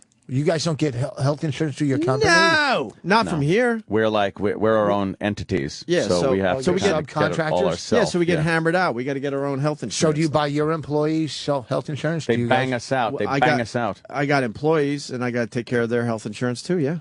Or you're going to be penalized if you don't. Mine's over $2,000 a month, easy. But then how about this? I'm about 20. How about you just pay the penalty? If insurance, no, you want to have insurance. What happens? But how about this? You do. But let's say you run a company, you run a fucking organization, and you have to buy your employees, or you have to make available to your employees health insurance. How about you just pay the penalty and don't fucking insure your people? All right, fuck it. I'm not offering health insurance to my employees anymore because they could go fuck themselves. I'll just pay the penalty every year because it's cheaper. How about that? Huh? It depends what the penalty is. I pay about $30,000 a year. I just did the math in my head. Wasn't Walmart taking insurance policies out on their employees? Were they? That's pretty smart. Yeah. Yeah, they were. Pretty good. I think. I'm asking. I'm not accusing. I don't know. I think, how do you do that? How do you take insurance out on people that, aren't related aren't to you? related? I mean, I've heard of this, but it's like, how does that fucking work? Yeah, there was something going on. Some kind of legal Someone take scam they insurance. figured out. I know. Remember when Eatman took out fucking insurance policies on both of us? Yeah. Just in case, anything happens, Well, he he can just still did get it his on payday. Opie to make you feel good. I think it's something called vested interest. Oh, is it? Yeah, I briefly was in insurance. I vaguely remember this, but as long as you could prove that in some way you have vested interest to insure the insured, then it's perfectly legal. Well, I watch. I have a favorite baseball team. I have invested interest. So on you have to, if that person disappeared, you would have to prove that there would be some kind of loss. Yeah, that you something would like have. that, right? Oh, okay, all right. Well, we should go home, I think, and think about all this stuff. I have a vested interest in a nap right about now, and then I got to fucking go to Rockstar. We got to do Are a you show on Rockstar? tonight. Yeah, I got to record some a song for some game, let's just say, and some voices, and then we're hitting the rooftop, and we're gonna go to a barbecue, and we're gonna play some fucking games with some people. I'm invited, but I got to bring my kid. I don't have a babysitter today. What's the roof? Lazlow's on the phone. Lazlow. Kids are welcome at Rockstar games. No, you said Nice. that. Hold on, you said that in a text yesterday, and I really appreciate that. But then I felt like, he's just being nice. Listen, nothing could go wrong with it. How old is your child? 2. Nothing could go wrong on a rooftop in New York City with a bunch of drunk people playing video games. All right, so I'm not going. You invited me, and I knew it was just a nice invite because I told them I don't think I can find a babysitter. So I'm out. No, come Be on. honest. You got to come by. This barbecue, Fat Bobby Kelly's going to be eating barbecue. Come on, this is fucking classic. Hey, But I got to bring my kid. It's gonna be fun. This is one of those days I can't find anybody. Lasso, was a character in one of your games based on Bonnie? The No. name Bonnie. Come on, tell the truth. It doesn't matter. Bonnie McFarlane was in Yes. Red Dead. Yeah. But it's just the name. Yeah, I didn't name that character. And the person that did name that character has no idea who your wife is. Neither do I. But the back end of every horse in the game is named Rich Vos. Horse's ass. He didn't even get it. Come on, Rich, please. You're quick. Please, Rich, I you get quit it. that one. It wasn't bad. It wasn't No, bad. it wasn't good. And Anthony was the basis for Gay Tony. Nobody Right, knows that. Gay Tony. That was me. No. Hey, lad, is it okay if I get there at 1 instead of 12:30? Well, no, because we got a bunch of stuff to record. Oh, okay. And I'm recording. Can you come at noon? No. What do you have to do? You work 4 hours a day. He's got to sleep. All right, he's on to me. No. Well, oh boy, because we got this stupid. Do we have a meeting today? Yeah, we kind of did. Fuck! We got some meeting with the yeah. Should we run for the elevators? Yeah, we got some kind of meeting today. Yeah, we got. And then I got to go back to my apartment. Yeah. And you got to clean out your fridge. And I got to clean out the fridge. Look how I brought it. Right dump the back beer around. bottles. Is that the apartment that you are now allowed back into? Yes, I have custody of my apartment again. Yeah, Thank God. Holy shit. I've never seen somebody lose so much shit over crazy pussy. Yeah, man. Wait, you lost your apartment? No, she had it for a while. Every time I Aunt threw her out of the house. Every time Aunt breaks up with someone, he loses a lot. Yeah. What You don't have happens? to be married to Aunt. You lose. It's amazing. Cars, Oh, couches, it happens. All apartments. those nights you spent with her on her homework out the fucking window. It was the 28-year-old model. Shut up. She was 28? Yeah. She was very pretty. I'm not going to deny that. I'm not going to lie. What am I going to do? Bash her and say no? Of course she was. And then and when you're dealing with somebody that pretty, you got to deal with insanity. You know that. On certain levels, you're right. It doesn't. Everything is on a scale. Everything's on a it moving is. scale. The prettier it is, I'll allow him a little lunacy, but there is a red line to the nut jobness that I'm going to put up with, no matter how bright blue those eyes are. Jesus. All right, listen, Lazlow. You also said that I'm going to be recording voices, but was that just being polite? No, it's not. I'm digging up a character for you. And I don't have to yell, right? Yes. See, that's all I get. I'm one of those. What do they call them there? The typecast. I'm not being typecast. What do you think yelling you are, guy. fucking Mr. Spock? Well, I expect something in between. I don't want to be a one-trick pony for Rockstar. But the games that we make, you run around and shoot people rather than the old West. They're gonna yell. current Day. Do you think That's all I do for Rockstar is yell. Lazlow, I like to yell. Do you have any characters with Danny will do my part. Do you have any characters with a speech impediment? They can't say SHs or CHs. Rich Vos. That would be hilarious. That would Just be. mispronouncing words. Lazlow, is this party open to the public? No, this is O&A crew only. Yes. But you're calling to promote it. Well, it's because we're going to be streaming it live online, so people can play online in Max Payne against Bob Kelly and Danny and Anthony and everybody. Yeah, you could play online with us. It'd be You great. can play online, but we've also have at rockstargames.com. You can watch a live feed of Of all of us getting our Bobby- asses kicked. Yeah, and exactly. Bobby feeding his face with barbecue. I have a question for you, Lazlow, because I don't know a lot about games. I don't play them. But is Rockstar like competitors or like GameFly, or are you guys connected? Oh, my God. No, Rockstar. No, that's a very good question. That's Rockstar, like- what we do is we mail out games in envelopes. We're like Netflix. I don't know. I don't know anything. Do you know what because- GameFly is? And No, do you know but what Rockstar is? I know if you go to That's my like wife saying I'm hates trying to me think. /GameFly. There is definitely an analogy to be made there. It's like saying don't know. Atlantic Records is like BMG Music Service. yeah, I'm trying to think. Like fucking the actual record company is like that Columbia House record Okay, yeah, deal there you go. where you would send a penny and get 10 albums. You're comparing that to the actual record company that puts out the albums. Yeah, they're making the album. They make the games. They're making the Okay. games. Oh, and and the then other GameFly company sells that them. make the whole Yeah, world. Yeah, they do. Oh, Swear. okay. Shocked that you don't have your own show, considering this amazing grasp of the entertainment industry. Well, first of all, let me tell you something, Game Boy. I don't play. I don't play That's games. Nintendo. I don't play games, so I don't fucking know. Okay, if you ask me questions about comedy, I'll give you the answer, or about how making you a gonna answer those? documentary. Making a But why documentary. don't you have general knowledge? Because I don't play them, so I don't Who's care. that? Is he like Corporal Smarts? Look, don't try to team up because he's giving you a No, fucking cameo no, on Rich, his dumb game. you lose I on don't- this one. Why? I don't know. Because sometimes you just need general knowledge. You don't have to be an expert on stuff, but just Okay. not knowing that GameFly and Rockstar are not even close But to if I've never went the to same thing. either site or bought a game you in my should just life, know- But you common, brought like- up GameFly, so you knew something about it. What, And what, pop- did, then I'm pop plugging culture. them. Then I'm getting. I'm used. what did you? What do you think GameFly did? I think GameFly sells games.